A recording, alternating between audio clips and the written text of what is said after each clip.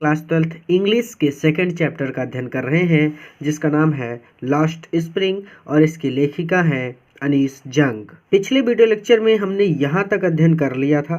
अगर आपने पिछला वीडियो लेक्चर नहीं देखा है तो पिछले वीडियो लेक्चर का लिंक मैंने इस वीडियो के डिस्क्रिप्शन में दिया है, आप जाकर देख सकते हैं या फिर आप हमारे चैनल की प्लेलिस्ट का भी सहारा ले सकते हैं। इस वीडियो में आगे चलने से पहले मैं आपसे एक छोटा सा प्रॉमिस करता हूं कि जब ये वीडियो लेक्चर कंप्लीट होगा तो आपके लिए ये चैप्टर धुआं होने वाला है। यानी आज बहुत ही बारीकी से और बहुत ही आसान शब्दों में मैं आपको ये चैप्टर समझाने वाला हूं और आज के बाद इस चैप्टर में कोई भी डाउट आपके लिए शेष नहीं बचेगा। आगे देखिए, यहाँ से हमारी कहानी शुरू होती है। लेखिका कहती है कि माई एक्विटेंस, मेरा परिचय, with the bare foot rag pickers. Bear foot मतलब नंगे पैर, रैग पिकर्स मतलब कूड़ा बीनने वाले। तो कूड़ा बीनने वाले यानी नंगे पैर कूड़ा बीनने वालों से मेरा परिचय लीड्स मी, मुझे ले गया टू शीमापुरी। शीमापुरी नंगे पैर कूड़ा बीनने वाले लोगों से या बच्चों से, या फिर आप सीधा कह सकते हैं कि नंगे पैर कूड़ा बीनने वालों से माई एक्विटेंस, मेरा परिचय, लीड्स मी, मुझे ले गया टू सीमापुरी। शीमापुरी अ प्लेस, यह एक स्थान है, ऑन द प्रिफेरी, जो सीमा पर स्थित है, ऑफ दिल्ली, दिल्ली की। ये दिल्ली की सीमा पर स्थित है, यानी ये प्लेस, ये स्थान दिल्ली की सीमा पर स्थित है। एट फिर भी माइल्स अवे, मीलों दूर है, फ्रॉम इट, दिल्ली से। मेटाफोरिकली, लाक्षणिक रूप से, यानी लक्षणों की बात करें तो दिल्ली की सीमा पर तो ये स्थित है, बट अगर लक्षणों की बात करें तो ये लाक्षणिक रूप से दिल्ली से मीलों दूर है। कहने का मतलब है दिल्ली बहुत ज़्यादा विकसित स्थान है, वहाँ पे बड़ी बड़ी बिल्डिंगें हैं, बहुत महंगी महंगी गाड़ियाँ चलती हैं सड़कों पर, यानी दिल्ली बहुत ही ज़्यादा विकसित है। बट ये क्षेत्र विकसित नहीं है, इसलिए लाक्षणिक रूप से ये दिल्ली से मीलों दूर है। अब बात समझ में आई आपको? तो कहते हैं कि ये दिल्ली की सीमा पर स्थित है, ठीक है। A place on the periphery of Delhi, ये स्थान दिल्ली की सीमा पर स्थित है। 8 miles away from it, metaphorically, लेकिन लाक्षणिक रूप से ये इससे मीलों दूर है। हो गया यहाँ तक? दोज, जो लोग, हु लिव, यानी वो जो लोग लिव हेयर, यहाँ पर रहते हैं, आर स्क्वैटर्स, वो स्क्वैटर्स हैं, गैर कानूनी लोग हैं। जो लोग यहाँ पर रहते हैं वो गैर कानूनी निवासी हैं। हु केम फ्रॉम बांग्लादेश, जो बांग्लादेश से आए हैं, बैक इन 1971, 1971 में। यहाँ पर रहने वाले सभी लोग गैर कानूनी निवासी हैं जो 1971 में बांग्लादेश से आए थे। क्लियर हो गया यहाँ तक? साहब्स फैमिली, साहब का परिवार, इज़ अमोंग देम, उनमें से एक है। साहब का परिवार उनमें से एक है, अर्थात साहब का परिवार भी बांग्लादेश से आया था और वो लोग गैर कानूनी निवासी हैं, अर्थात वो लोग यहाँ पर गैर कानूनी रूप से रह रहे हैं, यानी उनकी कोई आइडेंटिटी नहीं है, उनकी कोई पहचान नहीं है और वो लोग दूसरे देश से हमारे यहाँ पर आकर रह रहे हैं, ठीक है। शीमापुरी, शीमापुरी वाज देन, उस समय अ वाइल्डरनेस, बीहड़ था। बीहड़ मतलब एक ऐसा स्थान जहाँ पर ना खेती की जाती हो और ना ही लोग रहते हो, ठीक है, तो उसको बोलते हैं बीहड़, ठीक है। तो कहते हैं कि सीमापुरी वाज देन, उस समय सीमापुरी अ वाइल्डरनेस, बीहड़ था, यानी जब ये लोग 1971 में सीमापुरी आए थे तो उस समय यह स्थान बीहड़ था। इट इज स्टिल, ये अभी भी बीहड़ ही है, but it is no longer empty, लेकिन ये जो है ना, इट इज़ नो लॉन्गर, अब नहीं है, एम्प्टी खाली, लेकिन अब ये खाली नहीं है। यानी बीहड़ तो ये अभी भी है, यानी यहाँ पर खेती वगैरह नहीं होती, बट ये खाली नहीं है। खाली का मतलब कि यहाँ पर अब लोग रहने लगे हैं, ठीक है। इन स्ट्रक्चर ऑफ मड, मड मतलब स्ट्रक्चर, मड का स्ट्रक्चर मतलब कच्चे मकानों से, ठीक है। तो ये मकान कच्चे हैं, यहाँ पर जो मकान बने हैं वो कच्चे मकान हैं। विथ रूफ्स, जिनकी छतें, रूफ मतलब छत, तो जिनकी छत टिन एंड त्रिप्लान, तिरपलिन, यानी जिनकी छत तिरपाल और टिन की है। टिन और तिरपाल, यानी तिरपाल आप लोगों ने देखा होगा गाँवों में एक पन्नी चढ़ा दी जाती है छतों के ऊपर, ठीक है, तो उसको बोलते हैं तिरपाल, ठीक है। तो कहते हैं कि इन स्ट्रक्चर ऑफ मड, इन मिट्टी के मकानों में, यानी इन कच्चे मकानों में जिनकी छतें टिन और तिरपाल की हैं, यहाँ से लेकर यहाँ तक, पहले साइलेंट करेंगे, ठीक है, फिर मैं आपको समझाता हूँ ये क्या कह रहा है।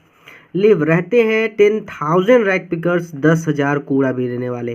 पहले इतना समझ लीजिए कि इन स्ट्रक्चर ऑफ मड, इन कच्चे घरों में जिनकी छतें टीन और तिरपाल की हैं, 10,000 कूड़ा बीनने वाले रहते हैं। यहाँ तक क्लियर हो गया। अब मैंने यहाँ से यहाँ तक छोड़ा है तो ध्यान से समझिए। डिवाइड, डिवॉइड मतलब होता है रहित, ठीक है। डिवाइड मतलब क्या होता है? रहित, ठीक है। सीवेज, सीवेज मतलब होता है नाली। ड्रेनेज, ड्रेनेज मतलब होता है जल निकास। और मतलब अथवा रनिंग वाटर मतलब बहता हुआ पानी। तो यहाँ पर जल निकास और बहते हुए पानी के लिए सीवेज डिवॉइड है, यानी नालियाँ नहीं हैं, नालियाँ रहित है ये स्थान, ठीक है। तो अब क्लियर हो गया कि पूरा जोड़ दें अगर तो यहाँ पर ऐसे कह रहे हैं कि इन स्ट्रक्चर ऑफ मड, मिट्टी के इन कच्चे मकानों में जिनकी छतें टीन और तिरपाल की हैं, 10,000 कूड़ा बीनने वाले रहते हैं और यहाँ पर बहते हुए पानी और जल निकास के लिए नालियाँ नहीं हैं। क्लियर हो गया। यहाँ तक डिवाइड मतलब रहित, ठीक है, किसी चीज़ का ना होना। सीवेज मतलब नाली, ड्रेनेज मतलब जल निकास, और मतलब अथवा रनिंग वाटर मतलब बहता हुआ पानी। पूरा जोड़ के बता दिया। दे हैव लिव्ड हेयर, वो लोग यहाँ पर रहते हैं फॉर मोर देन 30 ईयर्स, 30 सालों से भी ज़्यादा समय से। मोर मतलब ज़्यादा, मोर देन मतलब ज़्यादा, 30 ईयर्स मतलब 30 साल, 30 साल से भी ज़्यादा समय से दे लिव्ड हेयर, वो लोग यहाँ पर रहते हैं। विदाउट एन आइडेंटिटी, इनकी कोई पहचान नहीं है। भाई जैसे आपके पास आधार कार्ड, पैन कार्ड है, इनके पास नहीं है। विदाउट एन आइडेंटिटी, इनके पास पहचान नहीं है। विदाउट परमिट, इन्हें यहाँ रहने की अनुमति भी नहीं है, ठीक है। तो कहते हैं कि इनके पास पहचान नहीं है और ये इनको अनुमति नहीं मिली है, यानी यहाँ रहने की अनुमति भी इनके पास नहीं है। बट विथ राशन कार्ड्स, लेकिन इनके पास राशन कार्ड है, ठीक है। पहली बात ध्यान से समझिए, कहते हैं इनके पास कोई पहचान नहीं है और यहाँ पर रहने की इनके पास अनुमति भी नहीं है, ठीक है, यानी ये लोग जबरन रह रहे हैं। लेकिन आगे कहते हैं कि बट विथ राशन कार्ड, लेकिन इनके पास राशन कार्ड है। That get their names on voter list, that जिससे गेट देयर नेम, इनका नाम आता है ऑन वोटर लिस्ट, मतदाता सूची में, जिससे इनका नाम मतदाता सूची में आता है। एंड इनेबल देम, और ये इनेबल करता है, इनको योग्य बनाता है टू बाई ग्रेन, अनाज खरीदने के, यानी जिससे ये अनाज खरीद सकते हैं। अब मैं पूरा जोड़ूं कि विदाउट एनी आइडेंटिटी, इनके पास पहचान नहीं है। विदाउट परमिट्स, इनके पास यहाँ रहने की अनुमति भी नहीं है। बट विद राशन कार्ड्स, लेकिन इनके पास राशन कार्ड है। That get their names on voter list, जिससे इनका नाम मतदाता सूची में आता है। And enable them two by grain, और इससे ये अनाज खरीद सकते हैं। फूड इज़ मोर इम्पॉर्टेंट, भोजन कहीं ज़्यादा महत्वपूर्ण है। फॉर सर्वाइवल, जीवित रहने के लिए, जीवित रहने के लिए भोजन कहीं ज़्यादा महत्वपूर्ण है। देन एन आइडेंटिटी, पहचान की अपेक्षा, ठीक है। तो पहचान की अपेक्षा जीवित रहने के लिए भोजन कहीं ज़्यादा महत्वपूर्ण है। If at the end of the day, यदि दिन के अंत में, we can feed our families, हम अपने परिवार को भोजन करा सकते हैं, यदि दिन के अंत में हम अपने परिवार को भोजन करा सकें। एंड गो टू बेड, और आराम करने जा सकें या सोने जा सकें। विदाउट एन एचिंग स्टोमच, बिना पेट दर्द के। भाई भूख लगेगी तो पेट दर्द करेगा, लेकिन अगर आप शाम को खाना खा लेंगे तो आपका पेट दर्द नहीं करेगा। तो ये कहते हैं कि if at the end of the day, यदि दिन के अंत में यानी शाम को, we can feed our families, हम अपने परिवार को भोजन करा सकें। एंड गो टू बेड, और आराम करने जा सकें या सोने जा सकें। विदाउट एन एचिंग स्टोमच, बिना पेट दर्द के। तो we would rather live here, तो हम यहाँ रहना ज़्यादा पसंद करेंगे। देन इन द फील्ड्स, उन खेतों की अपेक्षा। That give us know grain, जो हमें अनाज नहीं देते। तो उन खेतों की अपेक्षा जो हमें अनाज नहीं देते, we would rather live here, हम यहाँ रहना ज़्यादा पसंद करेंगे। या फिर ऐसे कह सकते हैं कि we would rather live here, हम यहाँ रहना ज़्यादा पसंद करेंगे।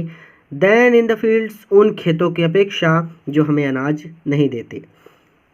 से कहता है, यहाँ पे आगे ध्यान से समझिएगा, यहाँ तक क्लियर हो गया ना। अब यहाँ से समझिए कि से अ ग्रुप ऑफ वुमेन, एक महिलाओं का ग्रुप, एक महिलाओं का समूह से कहता है, एक महिलाओं का समूह ऐसा कहता है इन टैटर्ड साड़ीज, जिन्होंने फटी साड़ियाँ पहन रखी थी। ठीक है, तो एक महिलाओं का ग्रुप या एक महिलाओं का समूह जिन्होंने फटी हुई साड़ियाँ पहन रखी थी, कहता है व्हेन आई आस्क, जब मैं पूछती हूँ, देम उनसे, जब मैं उनसे पूछती हूँ, ठीक है, कि वाई दे लेफ्ट, कि उन्होंने क्यों लेफ्ट कर दिया, उन्होंने क्यों छोड़ दिया देयर ब्यूटीफुल लैंड, अपनी सुंदर धरती को, ऑफ ग्रीन फील्ड्स, हरे खेतों की, एंड रिवर्स, और नदियों की, कि उन्होंने अपनी सुंदर धरती को, हरे खेतों की और नदियों की, यानी हरे खेतों और नदियों की अपनी सुंदर धरती को, वाई दे लेफ्ट, उन्होंने क्यों छोड़ दिया, आई आस्क देम, जब मैं उनसे पूछती हूँ। तो एक फटी हुई साड़ियाँ पहनी हुई महिलाओं का ग्रुप कहता है कि वहाँ रहने की अपेक्षा हम यहाँ रहना ज़्यादा पसंद करेंगे, क्योंकि वहाँ के खेत अनाज नहीं देते। क्लियर हो गया? ये मैंने पढ़ा दिया था, इसलिए मैंने अपनी तरफ से जोड़ के आपको बता दिया। वेनेवर वेयर एवर, यानी जहाँ कहीं भी दे फाइंड फूड, उन्हें भोजन मिल जाता है, जहाँ कहीं भी उन्हें भोजन मिल जाता है, दे पिच देयर टेंट्स, वो अपना टेंट वहीं पर गाड़ देते हैं। That become their transit home, और बिकम ये बन जाता है, ट्रांसिट मतलब अस्थाई, होम्स मतलब घर, और ये उनका अस्थाई घर बन जाता है। भाई जैसे हम आप, जब मान लीजिए मैं इलाहाबाद में रहता हूँ, तो इलाहाबाद मेरा एक अस्थाई निवास है, ठीक है, लेकिन ये लोग अगर इनको इलाहाबाद में भोजन मिला तो वहाँ पे अपना तंबू लगा देंगे, प्रतापगढ़ में मिला तो प्रतापगढ़ में तंबू लगा देंगे, कानपुर पहुँच गए तो वहाँ पे भी तंबू लगा देंगे, यानी जहाँ भोजन मिल गया वहीं तंबू गाड़ दिया, 10-15 दिन महीने रहे और फिर भोजन की तलाश में निकल पड़े। ठीक है, children grow up in them, बच्चे इनमें बड़े होते हैं, यानी बच्चे इन्हीं टेंट में बड़े होते हैं। बिकमिंग पार्टनर्स, और पार्टनर बनते हैं, साझेदार बनते हैं, इन सर्वाइवल, जीविका कमाने में। ठीक है, यानी अपनी जीविका कमाने में, यानी कूड़ा बीनने में वो लोग भी क्या बनते हैं, पार्टनर्स बनते हैं, साझेदार बनते हैं। क्लियर है यहाँ तक? कि children grow up in them, बच्चे इनमें बड़े होते हैं, यानी इन्हीं टेंट्स में बच्चे बड़े होते हैं। बिकमिंग पार्टनर्स इन सर्वाइवल, और वो लोग भी सर्वाइवल में, जीविका अर्जित करने में पार्टनर बनते हैं, साझेदार बनते हैं। एंड सर्वाइवल, और जीवित रहना, इन सीमापुरी में, सीमापुरी में जीविका कमाने का अर्थ, मीन्स मतलब अर्थ, तो सर्वाइवल मतलब यहाँ पे जीविका कमाने से है। ठीक है, तो एंड सर्वाइवल, और जीविका कमाना, इन सीमापुरी में, और सीमापुरी में जीविका कमाने का मीन्स अर्थ है रैक पिकिंग्स, की आपको कूड़ा बीनना पड़ेगा। ठीक है, और सीमापुरी में जीविका कमाने का अर्थ है कि आपको कूड़ा बीनना पड़ेगा। 2 ईयर्स, सालों बीतने के बाद या सालों की अवधि में, यानी ये लोग 30 साल से भी ज़्यादा समय से रह रहे हैं ना वहाँ पे, तो वही कहते हैं कि 2 ईयर्स, कई सालों की अवधि में या कई साल बीतने के पश्चात, आप सीधा सीधा कहेंगे कि कई सालों की अवधि में, इट हैज़ एक्वायर्ड, इसने रूप ले लिया है, यानी यह प्राप्त कर लिया है, द प्रोफेशन, रूप को, ऑफ अ फाइन आर्ट, एक ललित कला के, यानी कई सालों की अवधि में it has acquired the professions of a fine art, इसने ललित कला का रूप ले लिया है। अब ये बात आपको नहीं समझ में आई। देखिए, ललित कला की परिभाषा होती है कि सौंदर्य या लालित्य के आश्रय से व्यक्त होने वाली कलाएं ललित कला कहलाती हैं। ठीक है, तो बच्चे जब कूड़ा बीनते हैं ना, तो उन्हें बहुत ज़्यादा उत्सुकता होती है कि भाई आज हो सकता है किसी का फटा हुआ जूता मिल जाए, या हो सकता है किसी की यूज करी हुई टी शर्ट मिल जाए पहनने को। भाई बिना चप्पल के, बिना जूते के वो टहल रहा है, तो बहुत आश्चर्य से ढूंढता है वहाँ पे, उसका लालित्य होता है, उसका लालच होता है कि आज कूड़े में कुछ अच्छा मिलेगा। तो इस चीज़ को यहाँ पे लेखक कहना चाहते हैं कि कई सालों की अवधि में, यानी उनको आदत हो गई है कि उनको कूड़े से ही अपनी ज़रूरत की चीज़ें निकालनी है। ठीक है, ये मैंने दूसरे पेज पर था, यहाँ पे मैंने लिख दिया है, ये चीज़ यहाँ पे मैंने लिख दिया है। ठीक है, क्योंकि ये दूसरे पेज पर था, मैं नहीं चाहता कि आप कंफ्यूज हो। तो यहाँ पे वही चीज़ है कि बच्चे बहुत आश्चर्य से, बहुत लालित्य से, बहुत लालच से उस कूड़े में ढूंढते हैं कि उनको कोई ज़रूरत की चीज़ मिल जाए, और बड़े लोग भी अपने लालच से ही ढूंढते हैं कि शायद कुछ खाने को मिल जाए। ये चीज़ आज आगे और अच्छी तरह से एक्सप्लेन की गई है, बट मैं यहाँ पे समझा रहा हूँ ताकि आपको क्लियर रहे। ठीक है, तो थ्रू द ईयर्स, वर्षों की अवधि में, it has acquired a profession of a fine art, इसने ललित कला का रूप ले लिया है। ये फाइन आर्ट तक हो गया था। देखिए आगे, garbage to them is gold, ये मैंने लिख दिया था ना नीचे पेन से, गार्बेज टू देम, गार्बेज यानी कूड़ा, टू देम उनके लिए इज गोल्ड सोना है, धन है, संपत्ति है, कुछ भी कह सकते हैं। तो कूड़ा उनके लिए धन है, ठीक है। It is their daily bread, it is their या उनका डेली ब्रीड रोज की रोटी है, ये उनकी रोज की रोटी है, ठीक है। यहाँ तक हो गया कि it is their daily bread, ये उनकी रोज की रोटी है।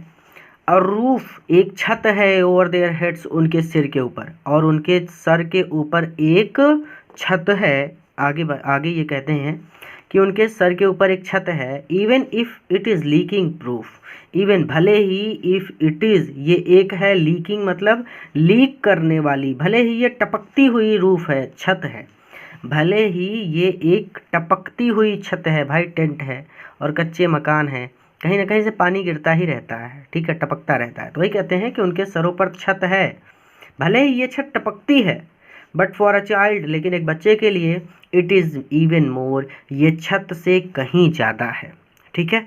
तो भाई बहुत ज़्यादा गरीबी में ये बहुत बड़ी बात होती है, ठीक है। कितने लोग हैं वो सड़कों पर सोते हैं, तो आप सब जानते हैं स्थिति। मैं 12th के छात्र हैं तो कोई बहुत बढ़ा चढ़ा के नहीं बोलेंगे। चलिए यहाँ तक हो गया, आगे देखेंगे। बहुत ज़्यादा इजी चैप्टर है, इसलिए मैं इसमें बार बार रिवीजन नहीं करा रहा। कि आई समटाइम्स, मुझे समटाइम्स कभी कभी, फाइंड अ रुपी, 1 रुपया मिल जाता है, इवन अ 10 रुपी नोट, और कभी कभी 10 रुपये का नोट मिल जाता है। कहता है कि कभी कभी मुझे 1 रुपया मिल जाता है और कभी कभी मुझे 10 रुपये का नोट मिल जाता है। साहब सेज, साहब कहता है, हिज आइज लाइटिंग अप, और ऐसा कहते हुए हिज आइज उसकी आँखें लाइटिंग अप चमक उठती हैं। यानी साहब कहता है कि इस कूड़े में कभी कभी मुझे 1 रुपया मिल जाता है और कभी कभी मुझे 10 रुपये का नोट मिल जाता है। साहब से, साहब कहता है, हिज आइज लाइटिंग अप, और ऐसा कहते हुए उसकी आंखें चमक उठती हैं। When you can find a silver coin in a heap of garbage. अब ये बात थोड़ा आप अपने ऊपर लागू कीजिए कि अगर ऐसा हो जाए कि आपको किसी कूड़े के ढेर में 1 रुपया या 1 चांदी का सिक्का मिल जाए, तो आप खुद भी उसमें ढूंढने लगेंगे कि हो सकता है कहीं 2 और सिक्के मिल जाएं या 3 मिल जाएं, 4 मिल जाएं ना। ऐसा होता है क्योंकि अभी भी आप बच्चे ही हैं, भले ही आप 12th में पहुंच गए हैं। तो कहते हैं कि when you can find a silver coin, when जब, यू कैन फाइंड आपको मिल जाता है, सिल्वर कॉइन एक चांदी का सिक्का, जब आपको एक चांदी का सिक्का मिल जाता है, इन अ हीप ऑफ गार्बेज, कूड़े के हीप में, कूड़े के ढेर में, तो जब आपको कूड़े के ढेर में एक चांदी का सिक्का मिल जाता है, you don't stop scrounging, you don't stop आप बंद नहीं करते, स्क्राउचिंग ढूंढना, तो आप ढूंढना बंद नहीं करते। फॉर देयर इज़ होप, क्योंकि आपको ये आशा होती है, ऑफ फाइंडिंग मोर, कि आपको और सिक्के मिल जाएंगे, यानी इस आशा में कि आपको और सिक्के मिल जाएंगे, यू डोंट स्टॉप स्क्राउचिंग, आप ढूंढना बंद नहीं करते। क्लियर हो गया यहाँ तक कि it seems that for children, it seems ऐसा लगता है, दैट फॉर चिल्ड्रेंस की बच्चों के लिए, गार्बेज कूड़ा, हैज़ अ मीनिंग डिफरेंट, यानी कूड़े का एक अलग ही मतलब है, from what it means to their parents, उनके माता पिता की अपेक्षा। लेखिका कहती हैं कि इट सीम्स ऐसा लगता है, दैट फॉर चिल्ड्रंस की बच्चों के लिए, garbage has a meaning different, garbage का एक अलग अर्थ है, कूड़े का एक अलग अर्थ है, from what it means to their parents, उनके माता पिता की अपेक्षा।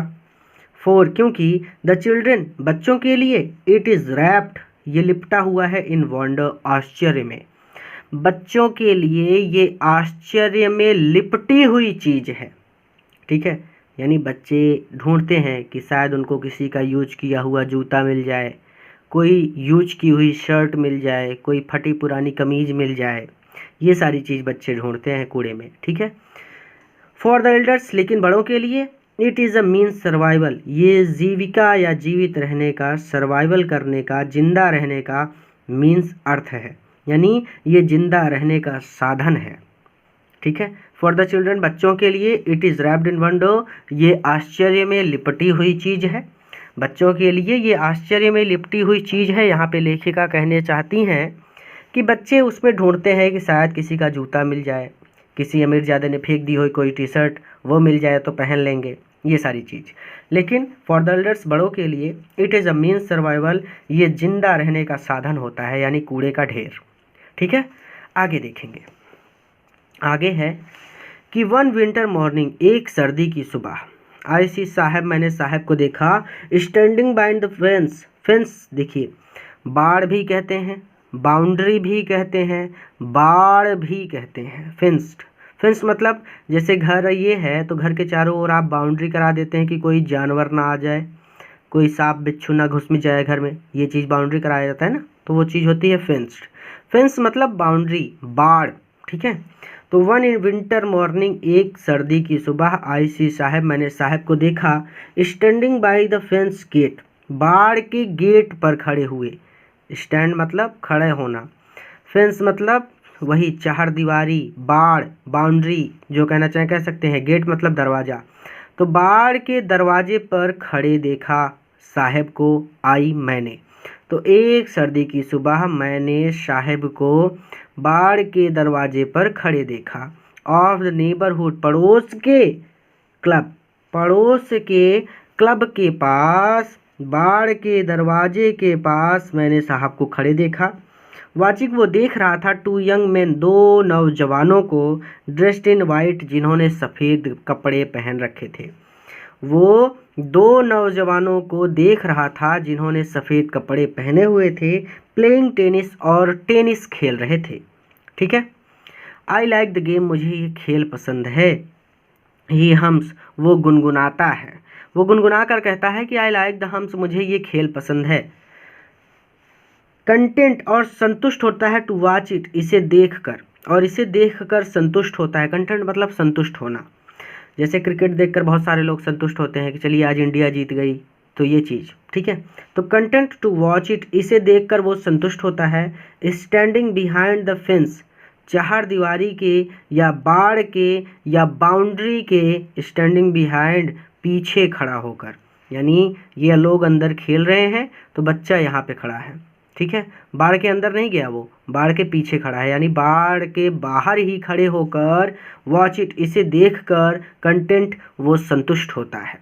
बिहाइंड द फेंस यानी बाड़ के पीछे, यानी बाड़ के बाहर ही खड़े होकर इसे देखकर वो संतुष्ट होता है। आई गो इनसाइड, मैं अंदर जा सकता हूँ। When no one is around, जब कोई आसपास नहीं होता, यानी जब कोई आसपास नहीं होता तो मैं अंदर चला जाता हूँ।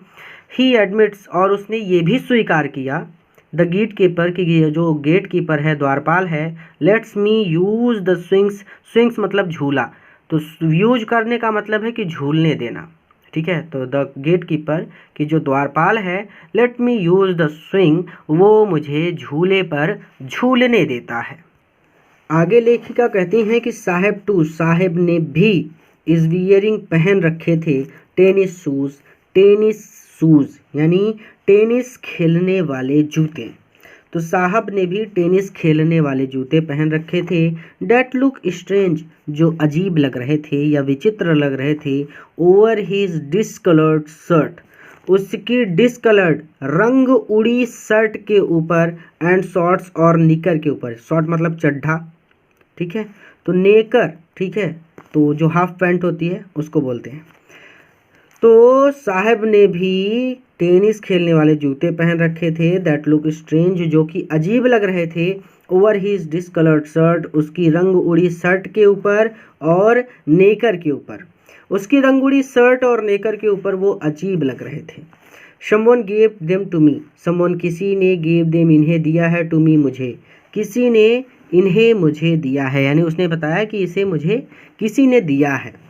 ही सेज, उसने बताया या वो कहता है, in the manner of an explanation, explanation मतलब स्पष्टीकरण का भाव, तो स्पष्टीकरण के भाव में ही सेज वो कहता है, या स्पष्टीकरण के ढंग से वो कहता है, द फैक्ट, ठीक है। अब आगे कहते हैं, ये चीज़ यहाँ पे हो गया कि वो वहाँ स्पष्टीकरण के ढंग से कहता है कि किसी ने उसे ये जूते दिए हैं।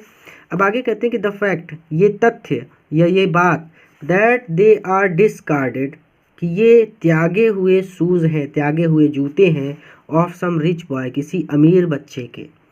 यह तथ्य कि ये जूते किसी अमीर बच्चे के त्यागे हुए जूते हैं, who perhaps refuse to wear them, who जिसने परहैप्स शायद, रिफ्यूज्ड इनकार कर दिया, टू वियर देम इन्हें पहनने से। देखिए छोटा छोटा कर लेते हैं क्योंकि चैप्टर से लड़ना नहीं है, और मैं नहीं चाहता कि आप इसमें थोड़ा भी कंफ्यूज हो। देखिए पहले इतना समझिए कि the fact that they are discarded shoes of some rich boy, the fact ये तथ्य, दैट की दे आर डिस्कार्डेड ये त्यागे हुए शूज़ हैं, त्यागे हुए जूते हैं, ऑफ सम रिच बॉय किसी अमीर बच्चे के, छोटा कर लिया, इतना आ गया, इसके आगे हो परहैप्स जिसने शायद रिफ्यूज कर दिया, इनकार कर दिया, टू वियर देम इन्हें पहनने से, जिसने शायद इन्हें पहनने से इनकार कर दिया, यहाँ तक हो गया। बिकॉज क्योंकि, ऑफ अ होल क्योंकि एक छेद है, इन वन ऑफ देम इनमें से एक में, यानी क्योंकि इनमें से एक जूते में छेद है, तो पूरा जोड़ दें। तो यह तथ्य कि ये किसी अमीर बच्चे के त्यागे हुए जूते हैं, जिसने शायद इन्हें पहनने से इनकार कर दिया क्योंकि इनमें से एक जूते में छेद है, डज नॉट बॉदर हिम उसे परेशान नहीं करता। भाई बिना चप्पल के टहलने से अच्छा है कि छेद वाला जूता ही पहन लिया जाए। तो डज नॉट बॉदर, बॉदर मतलब परेशान करना, हिम मतलब उसे, तो डज नॉट बॉदर हिम उसे परेशान नहीं करता, यानी इस बात से उसे कोई फर्क नहीं पड़ता। फॉर वन किसी ऐसे इंसान के लिए हु हैज़ वॉकड बेयरफुट जो नंगे पैर वॉक करता हो, टहलता हो या चलता हो, एक ऐसे व्यक्ति के लिए या एक ऐसे इंसान के लिए जो नंगे पैर टहलता हो, even shoes with a hole छेद वाले जूते भी इज़ अ ड्रीम एक सपने की तरह है, कम ट्रू जो सच हो जाए, यानी एक सपने के सच होने जैसा है। एक ऐसे व्यक्ति के लिए जो नंगे पैर टहलता हो, छेद वाले जूते भी एक सपने के सच होने जैसा है। बट द गेम लेकिन जो खेल, ही इज़ वॉचिंग वो देख रहा है, लेकिन जो खेल वो देख रहा है, सो इंटेंटली इतने ध्यान से जो खेल वो देख रहा है, is out of his reach वो उसकी पहुंच से बाहर है, यानी वो टेनिस कभी नहीं खेल सकता। ठीक है, आगे कहते हैं कि दिस मॉर्निंग आज सुबह, साहब इज ऑन हिज वे, साहब on his way to milk booth, साहब मिल्क बूथ यानी साहब दूध की दुकान पर जा रहा था। दिस मॉर्निंग आज सुबह, साहब इज ऑन हिज वे यानी रास्ते पर चलना, यानी रास्ते पर जा रहा था, टू द मिल्क बूथ यानी दूध की दुकान पर जा रहा था। आज सुबह साहब दूध की दुकान पर जा रहा था। इन हीज हैंड उसके हाथ में, इज़ अ स्टील कनिस्टर एक स्टील का कनस्तर है, उसके हाथ में एक स्टील का कनस्तर है। कहता है कि आई नाउ अब मैं work in a tea stall एक चाय की दुकान पर वर्क करता हूँ, काम करता हूँ। डाउन द रोड सड़क के उस पार, सड़क के उस पार या सड़क के आगे मैं अब एक चाय की दुकान पर काम करता हूँ। ही सेज उसने कहा, पॉइंटिंग इशारा करते हुए, इन द डिस्टेंस दूर, दूर इशारा करते हुए ही सेज उसने कहा। आई एम पेड 800 रुपीज़ मुझे 800 रुपये मिलते हैं, एंड ऑल माई मील्स और सभी वक्त का भोजन मिलता है, यानी जितनी बार वो खाता है उसे उतनी बार भोजन मिलता है और 800 रुपये उसे मिलते हैं। Does he like the job क्या उसे नौकरी पसंद है, does he like the job क्या उसे नौकरी पसंद है। आई आस्क मैंने पूछा। हिज फेस उसका चेहरा, आई सी मैंने देखा, मैंने उसका चेहरा देखा। Has lost the care free look, care free मतलब निश्चिंत, ठीक है, तो निश्चिंत होने वाला लुक जो था, या फिर आप इसे कह सकते हैं बेफिक्री या आज़ादी, स्वतंत्रता, ठीक है। तो केयर फ्री मतलब वो आज़ाद पंछी था, लेकिन अब दुकान पे काम करता है तो उसके चेहरे से जो आज़ादी का भाव था ना, तो कहती हैं कि हिज फेस उसका चेहरा, आई सी मैंने देखा, has lost the care free look, care free मतलब बेफिक्री मैं बोलूँगा, मैंने कई मतलब बता दिए हैं, आप किसी भी तरह से बोल सकते हैं। तो हिज फेस उसका चेहरा, आई सी मैंने देखा, तो मैंने उसका चेहरा देखा। Has lost the care free look उसके चेहरे से बेफिक्री का भाव खो गया था, लोस्ट मतलब खो जाना, तो मैंने उसका चेहरा देखा तो उसके चेहरे से बेफिक्री, निश्चिंतता या फिर आज़ादी का भाव खो गया था।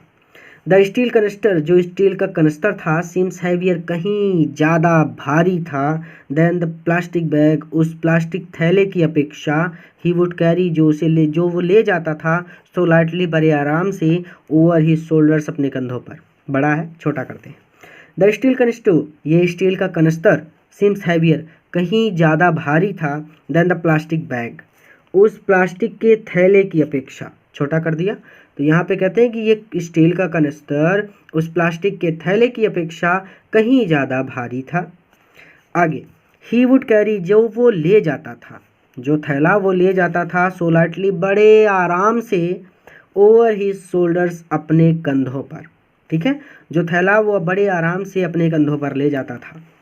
The bag was his, bag यानी थैला, प्लास्टिक का थैला, वाज हीज उसका अपना था। द कनिस्टर, लेकिन ये जो कनिस्टर है, बिलोंग्स टू द मैन उस व्यक्ति का है, हु ओन्स जो मालिक है, द टी शॉप चाय की दुकान का। लेकिन ये कनिस्टर उस व्यक्ति का है जो चाय की दुकान का मालिक है।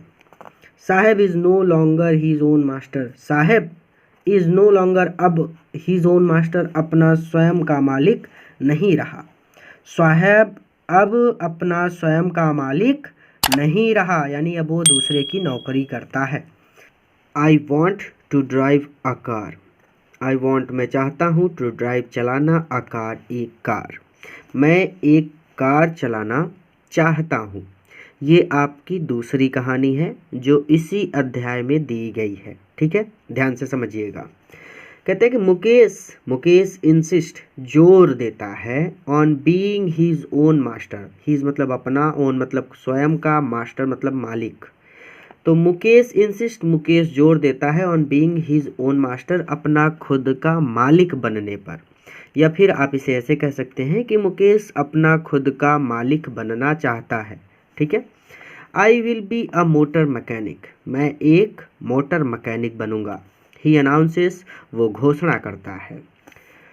डू यू नो, क्या तुम जानते हो, एनीथिंग कुछ भी, अबाउट कार्स गाड़ियों के बारे में, क्या तुम गाड़ियों के बारे में या फिर कार के बारे में कुछ जानते हो। आई आस्क, मैंने पूछा, यानी लेखिका उससे पूछती हैं कि क्या तुम कार के बारे में कुछ जानते हो। I will learn to drive a car, I will learn मैं सीख लूँगा, टू ड्राइव अ कार एक कार चलाना, मैं एक कार चलाना सीख लूँगा। ही आंसर्स, वो उत्तर देता है। Looking straight into my eyes, सीधा, लुकिंग स्ट्रेट सीधा, लुक देखते हुए, इनटू माई आइज मेरी आँखों में, सीधा मेरी आँखों में देखकर वो उत्तर देता है कि I will learn to drive a car, मैं एक कार चलाना सीख लूँगा। हिज ड्रीम, उसका सपना, लूम्स प्रतीत होता है, लाइक अ मैरिज, एक मैरिज की भांति, एक मारीचिका की भांति। मैरिज मतलब मारीचिका, मारीचिका मतलब एक तरह का भ्रम कह सकते हैं। जैसे जो लोग रेगिस्तान में घूमने जाते हैं उनको कभी कभी ऐसा एहसास होता है कि सामने कुछ दूरी पर पानी है, लेकिन वास्तव में वहाँ पर पानी नहीं होता, यानी वो अपने भ्रम में खो जाते हैं, अपने भ्रम को सच मान लेते हैं। ठीक है, तो वही चीज़ वो कहती हैं कि जैसे वो लोग अपने भ्रम को सच मान लेते हैं, उसी तरह से इसका सपना भी लगता है कि एक भ्रम है जिसको इसने सच मान लिया है, यानी मारीचिका की भांति इसका सपना मुझे लग रहा है, यानी सच नहीं होगा इसका सपना। ठीक है, ये चीज़ वो कह रही है। ठीक है, तो उसका his dream looms like a marriage, उसका सपना एक मारीचिका की भांति प्रतीत होता है। अमिस्ट मतलब मध्य में, द डस्ट मतलब धूल के, ऑफ स्ट्रीट धूल से भरी गलियों के बीच में। अब इसको छोटा कर लिया यहाँ पे, तो अमिस्ट मतलब मध्य यानी बीच, डस्ट मतलब धूल, स्ट्रीट मतलब गलियाँ, तो धूल भरी गलियों के बीच।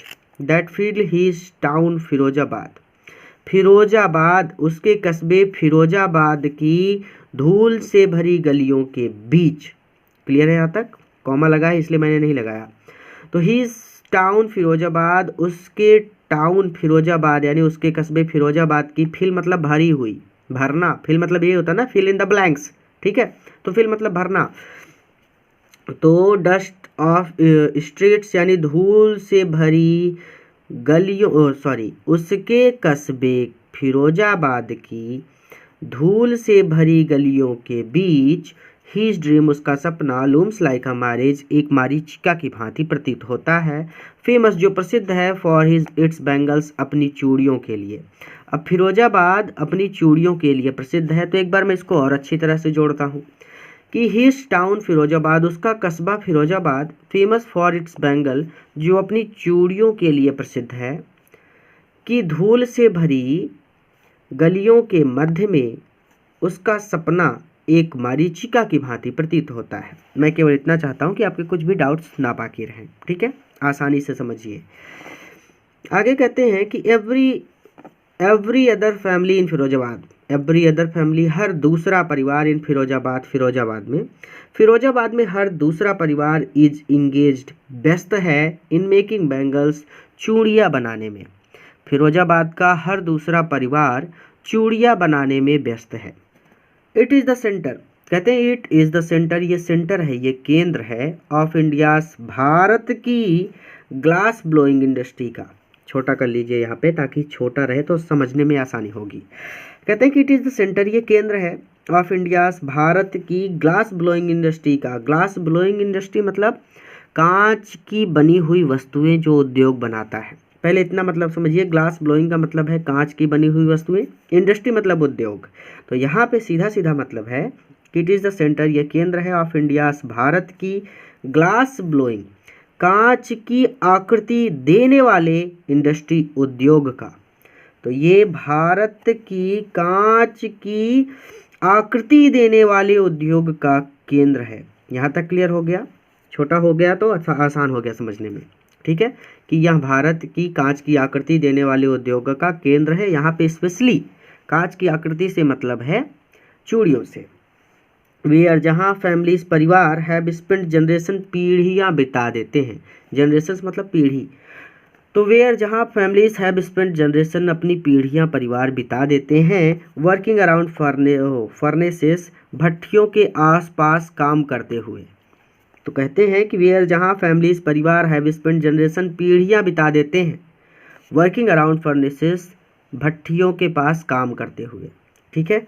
वेल्डिंग ग्लास यानी कांच को वेल्डिंग करते हुए, तोड़ते हुए, मेकिंग बैंगल्स चूड़ियाँ बनाते हुए, ठीक है। फॉर ऑल द वुमेन, सभी महिलाओं के लिए, इन द लैंड, देश की, इट सीम्स यानी देश की सभी महिलाओं के लिए चूड़ियाँ बनाते हुए, ठीक है। तो एक बार पूरा जोड़ दें इसको, कैसे कहा जाएगा कि it is the centre of India's glass blowing industry, it is the centre, ये केंद्र है ऑफ इंडियाज, भारत की ग्लास ब्लोइंग, कांच की आकृति देने वाले उद्योग का। तो ये भारत की कांच की आकृति देने वाले उद्योग का केंद्र है।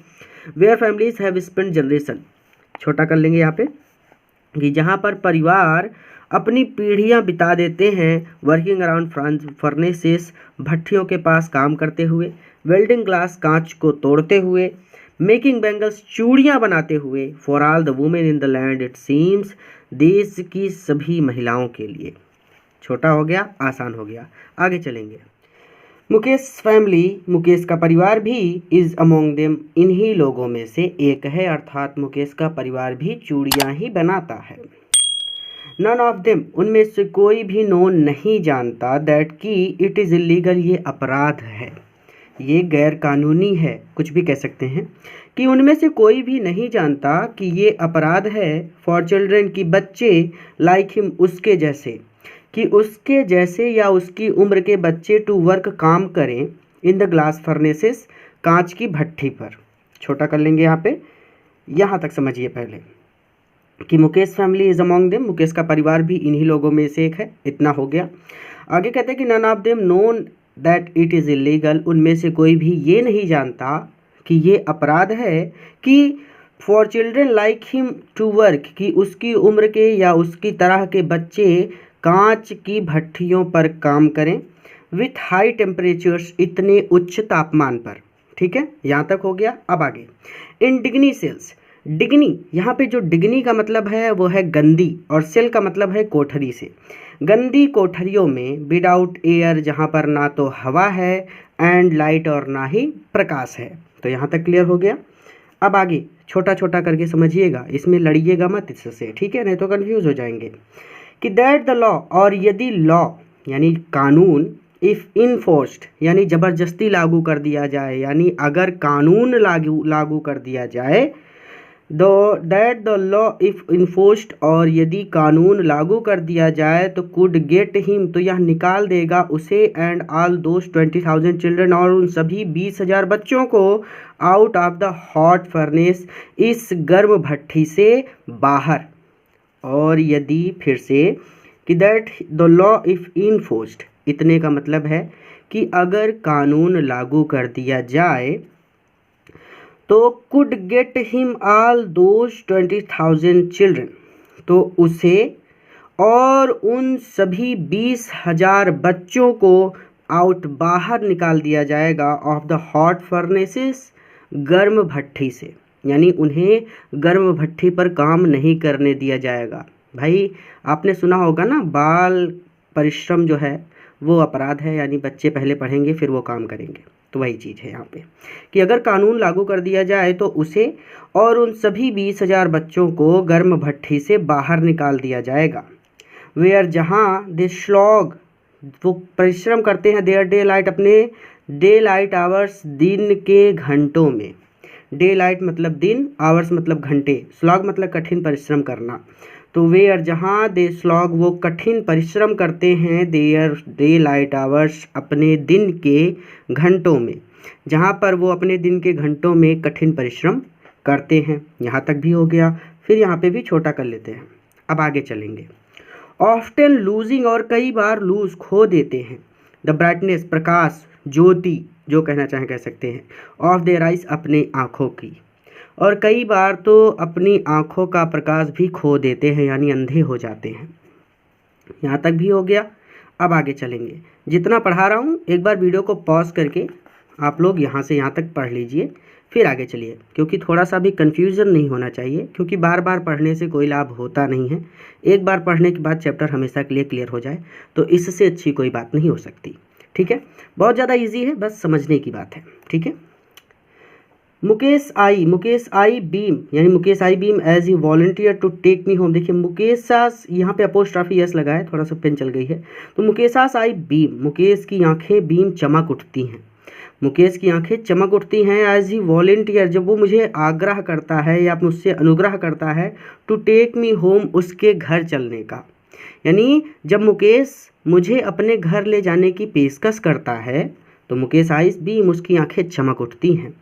तो as he volunteer to take me home, यानी जब वह मुझे अपने घर ले जाने की पेशकश करता है तो मुकेश की आंखें बीम करती हैं, चमक उठती हैं। विच ही प्राउडली, विच जो, यानी उसका घर, ही प्राउडली वो गर्व से, सेज कहता है, वो गर्व से कहता है कि विच उसका घर, यहाँ पे विच का मतलब है उसका घर। ठीक है, जो he proudly says is being rebuilt, rebuilt मतलब फिर से बनाया जाना। तो विच जो कि ही प्राउडली सेज वो गर्व से कहता है कि इज बीइंग रीबिल्ट फिर से बनाया जा रहा है, जो कि वो गर्व से कहता है कि उसका घर फिर से बनाया जा रहा है। We walk down striking lanes choked with garbage, ध्यान से समझिएगा। अब यहाँ पे देखिए यहाँ तक हो गया है, समझिए। ठीक है, मैं नहीं चाहता आप पीछे जाएं, अब इसके आगे। ठीक है, देखिए कहते हैं कि वी वॉक, हम गुजरते हैं, डाउन स्ट्राइकिंग लेन्स, ऐसी गलियों से या बदबूदार गलियों से, चोक्ड जो अटी पड़ी हैं, विद गार्बेज कूड़े से, तो हम कूड़े से अटी पड़ी बदबूदार गलियों से गुजरते हैं। ठीक है, स्ट्राइकिंग लेंस मतलब बदबूदार गलियों से, चोक्ड जो भरी पड़ी हैं, विथ गार्बेज मतलब कूड़े से, तो हम कूड़े से अटी पड़ी या भरी पड़ी बदबूदार गलियों से गुजरते हैं। पास्ट होम्स, और घरों के पास से गुजरते हैं, that remains Havells with crumbling walls. देखिए हॉवेल्स विथ क्रम्बलिंग वॉल्स का मतलब है जिनकी दीवारें जर्जर हैं या जिनकी दीवारें टूटी हुई हैं। ठीक है, तो द पास्ट होम्स, ऐसे घरों के सामने से गुजरते हैं, that remains Havells with crumbling walls, जिनकी दीवारें टूटी हुई हैं। वॉबली डोर्स, और जो दरवाजे हैं वो वोबली हैं, डगमगा रहे हैं और डगमगाते हुए दरवाजे हैं। नो विंडोज़, और उन घरों में खिड़कियां भी नहीं हैं। यहाँ पे पहले छोटा करेंगे एक बार फिर से, देखिए यहाँ से, we walk down striking lanes choked with garbage, इतने का मतलब है कि हम कूड़े से भरी पड़ी बदबूदार गलियों से गुजरते हैं। ठीक है, पास्ट होम्स, और हम ऐसे घरों के सामने से गुजरते हैं, that remains Havells with crumbling walls, यानी कुछ ऐसे गंदे घरों के सामने से गुजरते हैं जिनकी दीवारें टूटी हुई हैं। वोबली डोर्स, उनके दरवाजे कैसे हैं, वोबली हैं, यानी कि डगमगा रहे हैं। और नो विंडोज़, और उनके घरों में खिड़कियां नहीं हैं। इतना हो गया, अब आगे ध्यान से समझिए। क्राउडेड विथ फैमिलीज, इसमें परिवार रहता है, क्राउडेड मतलब भरा हुआ है, यानी परिवार रहता है। तो फैमिलीज, फैमिली मतलब परिवार। तो क्राउडेड विथ फैमिली का मतलब है कि इसमें परिवार रहता है, यानी इन घरों में परिवार रहते हैं, ऑफ ह्यूमंस, इंसानों के, एंड एनिमल्स, उस तरफ एनिमल लिखा है, तो एंड एनिमल्स मतलब जानवरों के। तो इनमें इंसानों और जानवरों के परिवार रहते हैं, यानी इन घरों में इंसानों और जानवरों के परिवार रहते हैं। एंड के बाद वहाँ पे एनिमल्स उस तरफ है, तो चलिए यहाँ पे एनिमल्स समझ लीजिए, यहाँ पे लिखा है तो मैंने जोड़ के बता दिया कि क्राउडेड विथ फैमिलीज, इसमें परिवार रहते हैं ऑफ ह्यूमंस एंड एनिमल्स, इंसानों और जानवरों के। ठीक है, यहाँ तक आगे।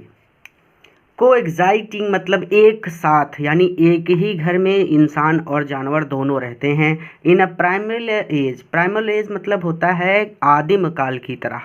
पहले लोग गुफाओं में रहते थे, तो वो अपनी गुफा में भेड़ बकरी जानवर कुत्ते सबको भर लेते थे और अपनी गुफा के मुहाने पर एक पत्थर रख देते थे बड़ा सा, यानी सब लोग उसी गुफा में पड़े रहते थे, यानी जानवर भी पड़े हैं, इंसान भी पड़े हैं।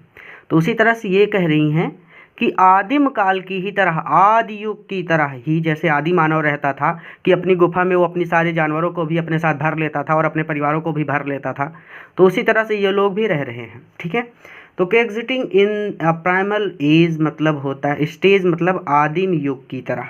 तो ठीक है, मैं पूरा जोड़ के इसे इस तरह से कह सकते हैं कि इन घरों में, यानी ये जो घर बने हुए हैं जिनकी दीवारें टूटी हुई हैं, खिड़कियां नहीं हैं और दरवाजे डगमगा रहे हैं और ये बहुत गंदे हैं, तो इन घरों में जानवरों और इंसानों के परिवार एक साथ मिलकर आदिम युग की तरह रहते हैं। ठीक है, ही स्टॉप्स, वो रुक गया। कौन रुक गया? यानी जो लड़का था उसका नाम क्या था? मुकेश। तो मुकेश रुक गया एट द डोर, एक दरवाजे पर, ऑफ वन सच हाउस, ऐसे ही किसी घर के। तो ऐसे ही किसी घर के दरवाजे पर मुकेश रुक गया, यानी जिस दरवाजे पर रुका वो भी टूटा फूटा ही था। Banks a wobbly iron door, a wobbly iron door, wobbly डगमगाते या कमजोर आयरन लोहे के डोर दरवाजे पर, विथ हिज फूट अपने पैर से, बैंग उसने लात मारी। तो उसने अपने पैर से लोहे के एक डगमगाते दरवाजे पर लात मारी, and pushed it open, pushed मतलब धक्का देना, लात मारेगा तो धक्का ही लगेगा ना, तो पुश्ड इट ओपन और इसे खोल दिया। We enter a half built shack, we enter हम प्रवेश करते हैं, अ हाफ बिल्ट एक अध बनी सैक झोपड़ी में, हम एक अध बनी झोपड़ी में प्रवेश करते हैं। In one part of it, इसके एक भाग में, यानी थैच्ड विथ डेड ग्रास, यानी जो थैच्ड है, इसकी जो छप्पर है, विथ डेड ग्रास, वो घास फूस की है। डेड मतलब मरी हुई, सूखी, ग्रास मतलब घास, तो इसकी छप्पर सूखी घास की है, यानी जिस घर में हम लोगों ने प्रवेश किया इसकी छप्पर सूखी घास की है। In one part of it, और इसके एक भाग में, इज अ फायरवुड स्टोव, एक लकड़ी का चूल्हा है, एक मिट्टी का चूल्हा है, ओवर विच, जिस पर, सिट्स अ लार्ज वेसल, एक बड़ा वेसल, एक बड़ा बर्तन रखा हुआ है, ऑफ सिजलिंग स्पाइनस लीव्स, और स्पाइनस लीव्स पालक की पत्तियां सिजल कर रही हैं, उबल रही हैं, जिसमें पालक की पत्तियां उबल रही हैं। नहीं समझ में आया ना? तो यहाँ पे फिर से कि we enter a half built shack, हम एक अध बनी झोपड़ी में प्रवेश करते हैं, यहाँ तक हो गया। In one part of it, इसके एक भाग में। अब ये पहले सोचिए कि ये वाला पहले पढ़ना है आपको, कि हम एक अध बनी झोपड़ी में प्रवेश करते हैं जिसकी छप्पर सूखी घास की बनी हुई है। In one part of it, और इसके एक भाग में, इज अ फायरवुड स्टोव, एक चूल्हा है, एक मिट्टी का चूल्हा है, एक लकड़ी का चूल्हा है, जैसा कहना चाहे कह सकते हैं कि एक मिट्टी का चूल्हा है, ओवर विच, जिस पर, सिट्स अ लार्ज वेसल, एक बड़ा बर्तन रखा हुआ है, ऑफ सिजलिंग स्पाइनच लीव्स, और उसमें पालक की पत्तियां उबल रही हैं। आगे कहते हैं कि ऑन द ग्राउंड, और ज़मीन पर, इन अ लार्ज एल्यूमिनियम प्लेटर्स, ज़मीन पर एक बड़ी एल्यूमिनियम की प्लेट रखी हुई है, आर मोर चोप्ड वेजिटेबल्स, और उसमें चोप्ड कटी हुई वेजिटेबल्स सब्जियां हैं, जिसमें कटी हुई सब्जियां हैं। ज़मीन पर एक एल्यूमिनियम की प्लेट रखी है जिसमें कटी हुई सब्जियां हैं। अ फ्रेल यंग वुमेन, एक दुबली या पतली या कमज़ोर यंग वुमेन, नवजवान महिला, इज कुकिंग द इवनिंग मील, शाम का भोजन बना रही है, फॉर होल फैमिली, पूरे परिवार के लिए। तो एक कमज़ोर महिला, फ्रेल यंग वुमेन, एक कमज़ोर यंग महिला कुकिंग बना रही है, इवनिंग मील, शाम का भोजन, फॉर द होल फैमिली, पूरे परिवार के लिए। एक कमज़ोर महिला या युवती भी कह सकते हैं, तो एक कमज़ोर युवती पूरे परिवार के लिए शाम का भोजन बना रही है। दो ice filled with smoke, smoke smoke मतलब धुआं, तो दो आइस फिल्ड विथ स्मोक, धुएं से भरी हुई आँखों से सी स्माइल्स, वो मुस्कुराती है, यानी धुआं भरी आँखों से वो मुस्कुराती है। खाना बना रही है तो उसकी आँखों में धुआं चला जाता है, तो कहती हैं कि धुआं भरी आँखों से वो मुस्कुराती है। She is the wife of Mukesh elder brother, she is the wife, वो पत्नी है, ऑफ मुकेश, मुकेश के एल्डर ब्रदर, बड़े भाई की, वह मुकेश के बड़े भाई की पत्नी है। Not much older in years, और नॉट मच ओल्डर, वो ज़्यादा बड़ी नहीं है, इन ईयर्स, मुकेश से, यानी मुकेश से वो ज़्यादा बड़ी नहीं है। यहाँ पे कहना चाहते हैं कि वो मुकेश से ज़्यादा बड़ी नहीं है, यानी उसका विवाह बहुत ही कम आयु में कर दिया गया है। तो not much older in years, यानी वो ज़्यादा बड़ी नहीं है, ऐसे भी कह सकते हैं, या फिर आप सीधा सीधा कह सकते हैं कि वह मुकेश से ज़्यादा बड़ी नहीं है। She has begun to command respect, लेकिन उसे रिस्पेक्ट मिलने लगा है, सम्मान मिलने लगा है, एज बहू, बहू के रूप में, लेकिन उसे बहू के रूप में सम्मान मिलने लगा है। भाई बहुत कम उम्र में भी शादियां होती थी पहले, आज के समय में तो नहीं होती, बट कहीं कहीं ऐसे हो जाती हैं। तो पहले बहुत कम उम्र में ही शादियां कर दी जाती थी, तो वही कहते हैं कि वो तो बहुत छोटी है, लेकिन घर की बहू होने के कारण उसको सम्मान मिलने लगा है। The daughter in law of the house, वो घर की डॉटर इन लॉ है, बहू है, वो घर की बहू है। ऑलरेडी इन चार्ज, और उस पर जिम्मेदारी है, ऑफ 3 मेन, 3 पुरुषों की, और उस पर 3 पुरुषों की जिम्मेदारी है। हर हस्बैंड, उसका पति, Mukesh, Mukesh and their father, और इनके पिता। तो मुकेश, उसका पति और इन दोनों के पिता, यानी 3 पुरुषों की उस पर जिम्मेदारी है। When the older man इंटर्स, when, जब द ओल्डर मैन, वृद्ध व्यक्ति यानी मुकेश के पिताजी, इंटर्स, प्रवेश करते हैं, तो जब वृद्ध व्यक्ति प्रवेश करता है तो सी जेंटली विड्रॉस, तो जेंटली, आराम से या धीरे से, विड्रॉस, सरक जाती है, बिहाइंड द ब्रोकन वॉल, टूटी हुई दीवार के पीछे। तो जब वृद्ध व्यक्ति प्रवेश करता है तो वो साधारणतः या आराम से टूटी हुई दीवार के पीछे सरक जाती है। ब्रिंग्स हर वेल, और अपना घूंघट क्लोजर ले आती है, टू हर फेस, अपने चेहरे पर, और अपने घूंघट को अपने चेहरे पर ले आती है। बहुत ज़्यादा इजी वर्ड्स हैं, ऐसा कोई भी वर्ड नहीं है जिसकी आपको हिंदी ना आती हो, इसलिए मैं रिवीजन नहीं करा रहा बार बार, ठीक है। जहाँ पे कन्फ्यूज़न हो रही है मैं वहाँ पे रिवीजन कराऊंगा, बाकी जहाँ आसान है वहाँ पे आपको रिवीजन करने की ज़रूरत नहीं है, एक बार पढ़ने के बाद आपको आ जाएगा। क्लियर है, आगे चलते हैं। कहते हैं कि एज कस्टम डिमांड्स, जैसे कि प्रथा है, कस्टम है, रीति है, जैसा कि रीति रिवाज है या फिर जैसी कि प्रथा है। डॉटर इन लॉ, बहू को मस्ट वेल, घूंघट में रखना चाहिए, देयर फेस, उनके चेहरे को, बहू को अपने चेहरे को घूंघट में रखना चाहिए, बिफोर मेल एल्डर्स, पुरुष बुजुर्गों के सामने। तो ऐसी प्रथा है कि बहू को पुरुष बुजुर्गों के सामने अपने चेहरे को घूंघट में रखना चाहिए। In this case the Elder is an improvised bangle maker, in this case, यहाँ पर द एल्डर, वो बूढ़ा व्यक्ति, इज एन इम्प्रोवाइज्ड, एक बहुत ही ज़्यादा निर्धन, बैंगल मेकर, चूड़ी बनाने वाला है।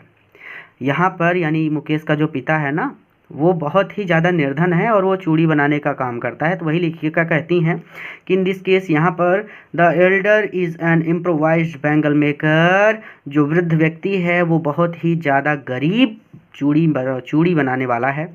Despite long year of hard labour, despite long years, कई सालों तक हार्ड लेबर, कठिन परिश्रम करने के बावजूद, कई सालों तक कठिन परिश्रम करने के बावजूद, यहाँ तक क्लियर है कि इतने का मतलब है कि कई सालों तक कठिन परिश्रम करने के बावजूद, यहाँ पे छोटा कर लीजिए नहीं तो कंफ्यूज होंगे। फर्स्ट एज ए टेलर, पहले तो उसने एक टेलर के रूप में काम किया, एक दर्जी के रूप में काम किया। देन अ बैंगल मेकर, और फिर उसने एक बैंगल मेकर, चूड़ी बनाने वाले के रूप में काम किया। यानी कई सालों तक कठिन परिश्रम करने के बावजूद, पहले तो एक टेलर के रूप में, एक दर्जी के रूप में, फिर एक चूड़ी निर्माता के रूप में। He has failed to renovate a house, he is failed, वो असफल रहा, टू रिनोवेट अ हाउस, घर की मरम्मत कराने में या नवीनीकरण कराने में, ठीक है। रेनोवेट मतलब नवीनीकरण भी कह सकते हैं, मरम्मत भी कह सकते हैं, ठीक है। तो वो घर की मरम्मत या घर का नवीनीकरण कराने में फेल हो गया, असफल रहा। सेंड हीज टू सन्स, और अपने 2 बेटों को स्कूल भेजने में भी वो असफल रहा। ठीक है, तो ना तो वो अपने घर का नवीनीकरण करा सका और ना ही वो अपने दोनों बच्चों को स्कूल भेज सका, यानी दोनों कामों में वो असफल रहा। ऑल ही हैज़ मैनेज्ड, वो जो कुछ भी कर सका, टू डू यानी वो जो कुछ भी कर सका, इस टीच देम, वो ये था कि टीच देम, उसने उन्हें सिखाया, वाट ही नोज, जो वो जानता था, यानी वह उन्हें वही सिखा पाया जो वो खुद जानता था, यानी अपने बच्चों को वो सिर्फ वही चीज़ें सिखा पाया जो वो खुद जानता था। The art of making bangles, चूड़ियाँ बनाने की, मेकिंग बैंगल्स चूड़ियाँ बनाने की आर्ट, कला, चूड़ियाँ बनाने की कला। आगे चलेंगे। इट इज हिज कर्मा, ये उसका कर्म है, हिज डेस्टिनी, उसका भाग्य है। यहाँ पे कहते हैं कि इट इज हिज कर्मा, ये उसका कर्म है, हिज डेस्टिनी, इसका भाग्य है, says Mukesh grand mother, Mukesh की दादी माँ कहती हैं, मुकेश की दादी माँ कहती हैं कि ये उसका कर्म है और यही उसका भाग्य है। Who has watched her own husband, who जिन्होंने, हैज़ वॉच्ड देखा है, हर ओन हस्बैंड अपने खुद के पति को, गो ब्लाइंड अंधा होते हुए, विद द डस्ट धूल से, फ्रॉम पॉलिशिंग पॉलिश की, द ग्लास ऑफ बैंगल्स चूड़ियों के कांच की। देखिए पूरा इसको थोड़ा सा उल्टा पढ़ना पड़ेगा कि बैंगल्स मतलब चूड़ियाँ, ग्लास मतलब कांच, तो चूड़ियों के कांच की पॉलिश की धूल से, डस्ट मतलब धूल, पॉलिश मतलब पॉलिश ही होता है, ग्लास मतलब कांच, बैंगल्स मतलब चूड़ी, तो चूड़ियों की या चूड़ियों के कांच की पॉलिश से की धूल से उन्होंने अपने खुद के पति को गो ब्लाइंड अंधा होते हुए देखा है। ठीक है, तो मुकेश की दादी माँ ने अपने खुद के पति को चूड़ियों के कांच की पॉलिश की धूल से अंधा होते हुए देखा है, और फिर भी वो कहती हैं कि इट इज हिज कर्म, ये इसका कर्म है, हिज डेस्टिनी, और इसका भाग्य है, यानी अपने बेटे के बारे में वो कह रही है, मुकेश के पिता के बारे में। Can a God given lineage, can क्या, गॉड गिवन ईश्वर के द्वारा प्रदत्त या ईश्वर के द्वारा दी गई, लाइनेज वंश परंपरा, एवर बी ब्रोकन, कभी तोड़ी जा सकती है। यानी कहने का मतलब है कि अगर इसके बाप ने चूड़ियाँ बनाई हैं तो ये भी चूड़ियाँ बनाएगा, और इसने चूड़ियाँ बनाई है तो इसके बच्चे भी चूड़ियाँ ही बनाएंगे, और उनके बच्चे भी चूड़ियाँ ही बनाएंगे, यानी ये वंश परंपरा है कि इनके खानदान में जितने लोग होंगे सब चूड़ी ही बनाएंगे। क्लियर है यहाँ तक? तो कहना गॉड गिवन लाइनेज, लाइनेज मतलब वंश परंपरा। ठीक है, तो एवर बी ब्रोकन, कभी तोड़ी जा सकती है। तो क्या ईश्वर के द्वारा दी गई वंश परंपरा कभी तोड़ी जा सकती है? शी इम्प्लाइज, वो कहती हैं, इम्प्लाइज का मतलब तात्पर्य भी होता है। ठीक है, यानी उनका तात्पर्य है ऐसा, तो यानी वो ऐसा कहती हैं। बॉर्न इन द कास्ट, वो जाति में पैदा हुआ है, और बैंगल मेकर्स, चूड़ियाँ बनाने वालों की, तो चूड़ियाँ बनाने वालों की जाति में पैदा होकर, दे हैव सीन नथिंग, उन्होंने कुछ नहीं देखा बट बैंगल्स, चूड़ियों के अलावा। तो चूड़ियाँ बनाने वाले लोगों की जाति में पैदा होकर, बैंगल मेकर्स चूड़ियाँ बनाने वाले लोगों की जाति में पैदा होकर, they have seen nothing but bangles, उन्होंने चूड़ियों के सिवाय कुछ भी नहीं देखा। अब आगे ध्यान से समझिएगा। इन हाउस, घर में, यानी घर में भी चूड़ियाँ ही चूड़ियाँ हैं। इन द यार्ड, आंगन में भी चूड़ियाँ ही चूड़ियाँ। इन एवरी अदर हाउस, हर दूसरे घर में चूड़ियाँ हैं। एवरी अदर यार्ड, हर दूसरे आंगन में चूड़ियाँ ही हैं, यानी पड़ोसियों के यहाँ भी जाएंगे तो वो भी चूड़ी ही बना रहे हैं, तो उनके आंगन में भी चूड़ी, घर में भी चूड़ी, हर जगह चूड़ी ही चूड़ी। यहाँ तक हो गया ना? अब छोटा कर लेते हैं यहाँ पे। अब ध्यान से समझिएगा यहाँ पे कि every street in Firozabad, every street, हर गली में, इन फिरोज़ाबाद, फिरोज़ाबाद की हर गली में चूड़ियाँ ही चूड़ियाँ हैं। एक बार मैं पूरा रिवीजन कराता हूँ ताकि आपके डाउट्स रहें clear. Born in the caste of bangle makers, चूड़ियाँ बनाने वालों की जाति में पैदा होकर, they have seen nothing but bangles, उन्होंने चूड़ियों के सिवाय कुछ नहीं देखा। इन द हाउस, घर में। इन द यार्ड, आंगन में। इन एवरी अदर हाउस, हर दूसरे घर में। एवरी अदर और यार्ड, हर दूसरे आंगन में। एवरी स्ट्रीट, हर गली में। इन फिरोज़ाबाद की, तो फिरोज़ाबाद की हर गली में चूड़ियाँ हैं, हर दूसरे आंगन में चूड़ियाँ हैं, हर दूसरे घर में चूड़ियाँ हैं, हर आंगन में, यानी इन द यार्ड, उनके आंगन में भी चूड़ियाँ हैं, इन द हाउस, उनके घर में भी चूड़ियाँ हैं, यानी इन द हाउस, घर में भी चूड़ियाँ हैं, इन द यार्ड, आंगन में भी चूड़ियाँ हैं। इन एवरी अदर हाउस, हर दूसरे घर में भी चूड़ियों का ही व्यापार है, यानी हर दूसरे घर में भी चूड़ियाँ हैं। एवरी अदर यार्ड, हर दूसरे आंगन में भी चूड़ियाँ ही हैं। एवरी स्ट्रीट, हर गली में चूड़ियाँ हैं इन फिरोज़ाबाद, फिरोज़ाबाद की। यहाँ तक क्लियर है? जिस तरह से आप पढ़ना चाहें उस तरह से आप पढ़ सकते हैं, ठीक है। तो आप सीधा इतना भी बोल सकते हैं कि इन द हाउस, घर में, इन द यार्ड, आंगन में, in the every other house, हर दूसरे घर में, इन एवरी अदर यार्ड, हर दूसरे आंगन में, एवरी स्ट्रीट, हर गली में, इन फिरोजाबाद, फिरोजाबाद की। तो उन्होंने चूड़ियों के सिवाय कुछ नहीं देखा। आप लास्ट में इतना बोल देंगे तो भी क्लियर हो जाएगा। यानी बात सिर्फ इतनी सी है कि वो कहना चाहते हैं कि उन्होंने चूड़ियों के सिवाय कुछ भी नहीं देखा। स्पायरल्स ऑफ बैंगल्स, आप इसका मतलब दो तरह से कह सकते हैं। आप कह सकते हैं बैंगल्स मतलब चूड़ियों के स्पायरल्स यानी ढेर, या फिर आप कह सकते हैं कि चूड़ियों के बंडल। अब चूड़ियों के रंग की बात हो रही है आगे, तो ध्यान से समझिएगा कि चूड़ियाँ कैसे कैसे रंग की हैं। सनी गोल्ड, सुनहरे रंग की। पैडी ग्रीन, पैडी ग्रीन मतलब होता है धान जैसा हरा, ठीक है, तो धान की तरह हरे रंग की। रॉयल ब्लू, रॉयल ब्लू मतलब गहरा नीला, तो गहरे नीले रंग की। पिंक, गुलाबी रंग की। पर्पल, बैगनी रंग की। यानी चूड़ियों के बंडल सुनहरे रंग के हैं, धान जैसे हरे रंग के हैं, गहरे नीले रंग के हैं, गुलाबी और बैगनी रंग के हैं। और आगे कहते हैं कि एवरी कलर, वो लगभग हर कलर के हैं, हर रंग के हैं। बॉर्न आउट, जो बनी हैं, ऑफ द 7 कलर, 7 रंगों से, ऑफ द रेनबो, इंद्रधनुष के। तो इंद्रधनुष के 7 रंगों से बने लगभग सभी रंगों की चूड़ियाँ हैं, ठीक है। या फिर आप लगभग को हटाकर सीधा ऐसे कह सकते हैं कि इंद्रधनुष के सभी 7 रंगों से बनी सभी रंग की चूड़ियाँ हैं, ठीक है। यहाँ हो गया, छोटा कर लेते हैं इसको कि ताकि हमारे डाउट्स क्लियर रहें। यहाँ पे सीधा इतना कहना चाहते हैं कि इंद्रधनुष के सभी 7 रंगों में बनी चूड़ियाँ हैं, यानी चूड़ियाँ बहुत सारे रंगों की हैं, ठीक है। लेखिका ने देखा होगा कि भाई आपने भी, आप मार्केट निकल जाओ, आपको चूड़ियों के बहुत सारे रंग दिख जाएंगे, ठीक है। तो ये बहुत बड़ी बात नहीं है। यहाँ पे मैं आपके स्तर पे आऊँ, यानी मैं ऐसे पढ़ाता हूँ जैसे मैं चाहता था कि काश मेरे अध्यापक ने पढ़ाया होता तो मुझे समझ में आता। तो इस तरह पे मैं अभी आपके स्तर से सोच रहा हूँ। तो देखिए, सीधी सी बात यहाँ पे इतनी ही है कि स्पायरल्स ऑफ बैंगल्स, बैंगल्स यानी चूड़ियों के बंडल पड़े हुए हैं। सनी गोल्ड, वो सुनहरे रंग के हैं। पैडी ग्रीन, मतलब गहरे हरे रंग के हैं या धान जैसे गहरे हरे रंग के हैं। रॉयल ब्लू, गहरे नीले रंग के हैं। पिंक, गुलाबी रंग के हैं। पर्पल रंग के हैं और बैगनी रंग के हैं। तो हमको इतना तो आता है, हमको रंगों के नाम तो बहुत अच्छी तरह से पता है, तो हमने पढ़ लिया।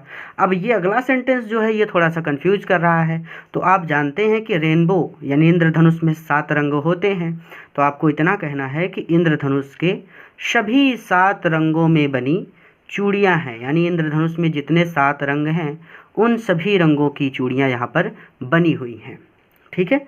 छोटा हो गया ना कि एवरी कलर, हर कलर में चूड़ियाँ बनी हैं। बर्न आउट ऑफ 7 कलर्स, उन 7 रंगों से, ऑफ द रेनबो, इंद्रधनुष के। तो इंद्रधनुष के 7 रंगों के सभी रंगों में चूड़ियाँ बनी हुई हैं। अब ठीक है, कोई बड़ी बात नहीं है ना। आपको ज़्यादा जानना हो तो आप मार्केट चले जाइए, चूड़ियाँ ही चूड़ियाँ दिख जाएंगी, ठीक है। अब मैं आगे चलूँ तो लाई इन माउंट्स, ये ढेर के रूप में पड़ी हुई हैं। इन द अनकेप्ट यार्ड्स, आंगन में बिखरी हुई। आर पाइल्ड, पाइल्ड मतलब होता है ढेर लगाना या गांजना, ठीक है। आप लादना भी कह सकते हैं। तो आर पाइल्ड, इन्हें लादा जाता है। ऑन 4 व्हील्ड, 4 पहिए की हैंड कार्ट, हथ गाड़ी में। इन्हें 4 पहिए वाली हथ गाड़ी पर लादा जाता है। पुश्ड और धक्का लगाया जाता है बाई यंग मैन, नवयुवक पुरुषों के द्वारा। अलोंग द नैरो लेन्स, सकरी गलियों में, ऑफ द सेंटी टाउन, इस सेंटी टाउन, सेंटी टाउन मतलब होता है झोपड़ियों वाले कस्बे की। तो झोपड़ियों वाले कस्बे की नैरो लेन्स, सकरे गलियों में या सकरी गलियों में नवयुवकों के द्वारा इन्हें धक्का दिया जाता है। यानी लोग जो नवयुवक हैं, नौजवान लोग हैं, वो धक्का देकर इस हथ गाड़ी से, यानी हथ गाड़ी को एक स्थान से दूसरे स्थान तक ले जाते हैं। ये बात यहाँ पे कही जा रही है।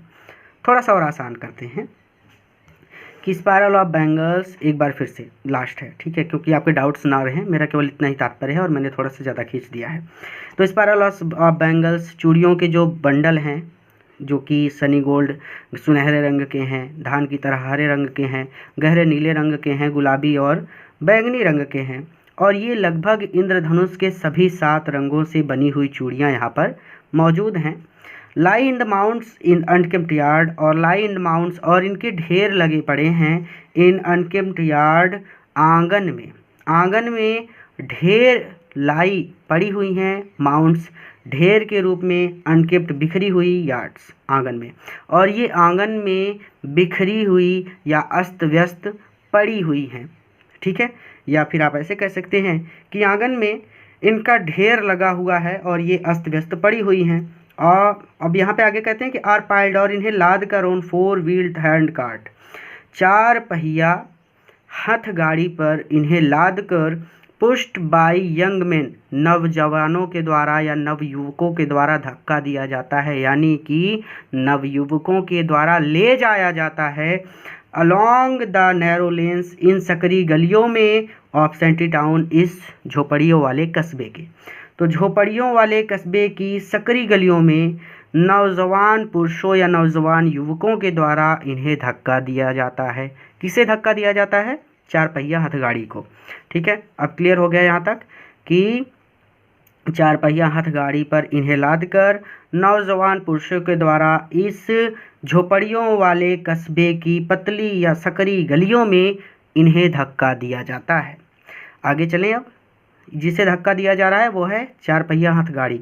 एंड इन डार्क हटमेट्स, आगे कहते हैं कि एंड इन डार्क हटमेट्स, डार्क मतलब होता है अंधेरी, हटमेट्स मतलब होती है झुग्गियाँ या फिर कह सकते हैं झोपड़ियाँ।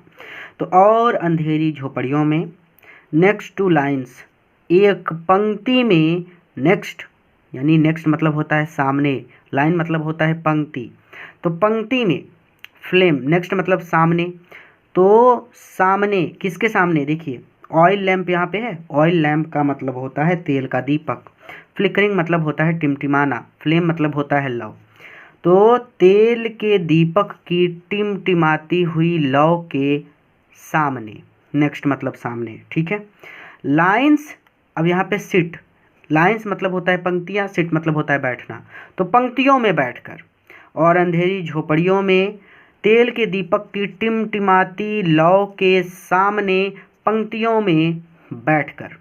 समझ में आ गया?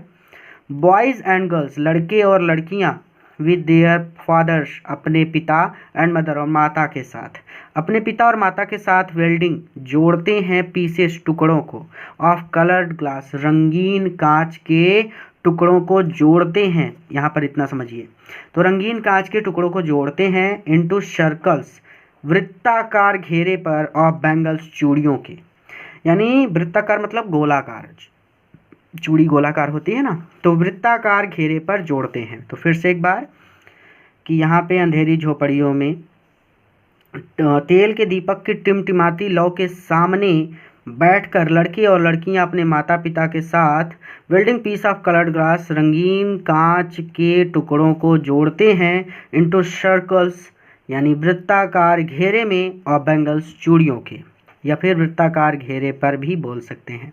तो यहाँ पे सीधा इतना है कि रंगीन कांच के टुकड़ों को चूड़ियों के वृत्ताकार घेरे पर जोड़ते हुए बच्चे और बच्चियाँ यानी लड़के और लड़कियाँ अपने माता पिता के साथ तेल के दीपक की टिमटिमाती लौ के सामने बैठे रहते हैं। ठीक है, यहाँ तक क्लियर हो गया? आगे चलेंगे। देयर आइज, उनकी आंखें, आर मोर एडजस्टेड, कहीं ज़्यादा एडजस्ट हो गई हैं, टू द डार्क, अंधेरे की, यानी उनकी आंखों को अंधेरे की आदत पड़ चुकी है, than to the light outside, बाहर के प्रकाश की अपेक्षा। तो बाहर के प्रकाश की अपेक्षा उनकी आंखों को डार्क, अंदर के अंधेरे की आदत पड़ चुकी है। ठीक है, तो देयर आइज, उनकी आंखें, आर मोर एडजस्टेड, यानी उनकी आंखों को आदत पड़ चुकी है, टू द डार्क, अंधेरे की, than to the light outside, बाहर के प्रकाश की अपेक्षा। तो बाहर के प्रकाश की अपेक्षा उनकी आंखों को अंधेरे की आदत पड़ चुकी है। दैट इज़ वाई, और इसीलिए दे ऑफ्टन, वो कई बार एंड अप लूजिंग, खो देते हैं, देयर आई साइट, अपनी आँखों की ज्योति, और इसीलिए वो कई बार अपनी आँखों की ज्योति खो देते हैं, बिफोर दे बिकम अडल्ट्स, पौढ़ होने से पहले, जवान होने से पहले, या वृद्ध होने से पहले, यानी एक उम्र कम से कम 40-45 के बाद। ठीक है, तो वृद्ध होने से पहले, सीधा सीधा ऐसा कह सकते हैं। ठीक है, तो यहाँ पे that is why they often end up losing their eyesight, और इसीलिए वो कई बार अपनी आँखों की ज्योति खो देते हैं, बिफोर दे बिकम एडल्ट्स, वृद्ध होने से पहले। ठीक है, यानी बहुत ज़्यादा वृद्ध नहीं, एडल्ट मतलब पौढ़। ठीक है, ना बहुत ज़्यादा बूढ़ा ना बहुत ज़्यादा जवान, बीच में। ठीक है, तो अब आगे चलेंगे। सविता, आगे कहते हैं कि Savita a young girl, Savita a young girl, Savita जो कि एक छोटी लड़की है, इन ड्रैब पिंक ड्रेस, उसने ड्रैब भद्दी पिंक गुलाबी ड्रेस मतलब पोशाक, उसने भद्दी गुलाबी पोशाक पहन रखी है। सिट्स अलोंग साइड, सिट्स और वो बैठी है, अलोंग साइड बगल में, एन एल्डरली वुमेन, एक बूढ़ी महिला के, और वो एक बूढ़ी महिला या एक बूढ़ी औरत के बगल बैठी हुई है, शोल्डरिंग और जोड़ रही है पीसेस ऑफ ग्लास, कांच के टुकड़ों को। सविता एक छोटी लड़की है जिसने भद्दी गुलाबी पोशाक पहन रखी है और एक वृद्ध महिला के बगल बैठी हुई है और सोल्डरिंग पीसेस ऑफ ग्लास, कांच के पीसेस टुकड़ों को सोल्डरिंग कर रही है, जोड़ रही है। एज हर हैंड्स, और उसके हाथ, मूव मैकेनिकली, उसके हाथ मशीन की तरह चल रहे हैं। लाइक द टोंग्स, जैसे कि चिमटे चलते हैं, ऑफ अ मशीन, मशीन के, जैसे कि मशीन के चिमटे चलते हैं, यानी मशीन के हाथ। ठीक है, तो जिस तरह से मशीन चलती है ना, उसी तरह से उसके हाथ मूव कर रहे हैं, यानी कोई भी काम आप डेली करो तो आपको उसकी आदत हो जाती है। तो यही बात यहाँ पे कही जा रही है कि as her hands move mechanically, उसके हाथ मशीन की तरह चल रहे हैं। लाइक जैसे the tongue of a machine, जैसे मशीन के चिमटे चलते हैं। वंडर, और आश्चर्य करती हूँ मैं, यानी मुझे इस बात पर आश्चर्य है, लेखिका कहती हैं कि इफ़ शी नोज, कि क्या वो जानती है, द सेंसिटी, पवित्रता को, ऑफ द बैंगल्स, उन चूड़ियों की, शी हेल्प्स मेक, जिन्हें वो बना रही है। और मुझे इस बात पर आश्चर्य है कि क्या जो चूड़ियाँ वो बना रही है उनकी पवित्रता को वो जानती है। इट सिम्बलाइजेस, ये प्रतीक हैं, एन इंडियन वुमेन सुहाग, एक इंडियन वुमेन, एक भारतीय महिला के सुहाग की, ये एक भारतीय महिला के सुहाग की निशानी है। ऑस्पिशियसनेस इन मैरिज, और मैरिज, विवाह में ऑस्पिशियसनेस शुभ हैं, और विवाह में इन्हें शुभ माना जाता है। यानी भाई चूड़ी, ये सारी श्रृंगार की चीज़ों के बिना विवाह तो हो नहीं सकता, तो विवाह में इन्हें शुभ माना जाता है, यानी ये विवाह में शुभता के प्रतीक हैं। It will dawn on her, it will, ये डॉन ऑन हर, उस पर अचानक, सडनली, अचानक, वन डे, एक दिन, तो एक दिन अचानक उसे ये पता चलेगा। ठीक है, यहाँ पे कहना चाहते हैं कि एक दिन उसे ये अचानक पता चलेगा, व्हेन, जब, ही हेड, हीज होगा, हर है। ठीक है, तो हर हेड, जब उसका सर, इज ड्रैप, ढक दिया जाएगा, विथ अ रेड वेल, एक लाल घूंघट में। तो एक दिन जब उसका सर लाल घूंघट में ढक दिया जाएगा, तो it will dawn on her suddenly, तो उसे अचानक ये पता चलेगा। ठीक है, सीधा सीधा पढ़िए, कंफ्यूज नहीं होना है। तो it will dawn on her suddenly one day, एक दिन उसे ये अचानक पता चलेगा, when her head is draped with a red well, जब उसका सर एक लाल घूंघट में ढक दिया जाएगा।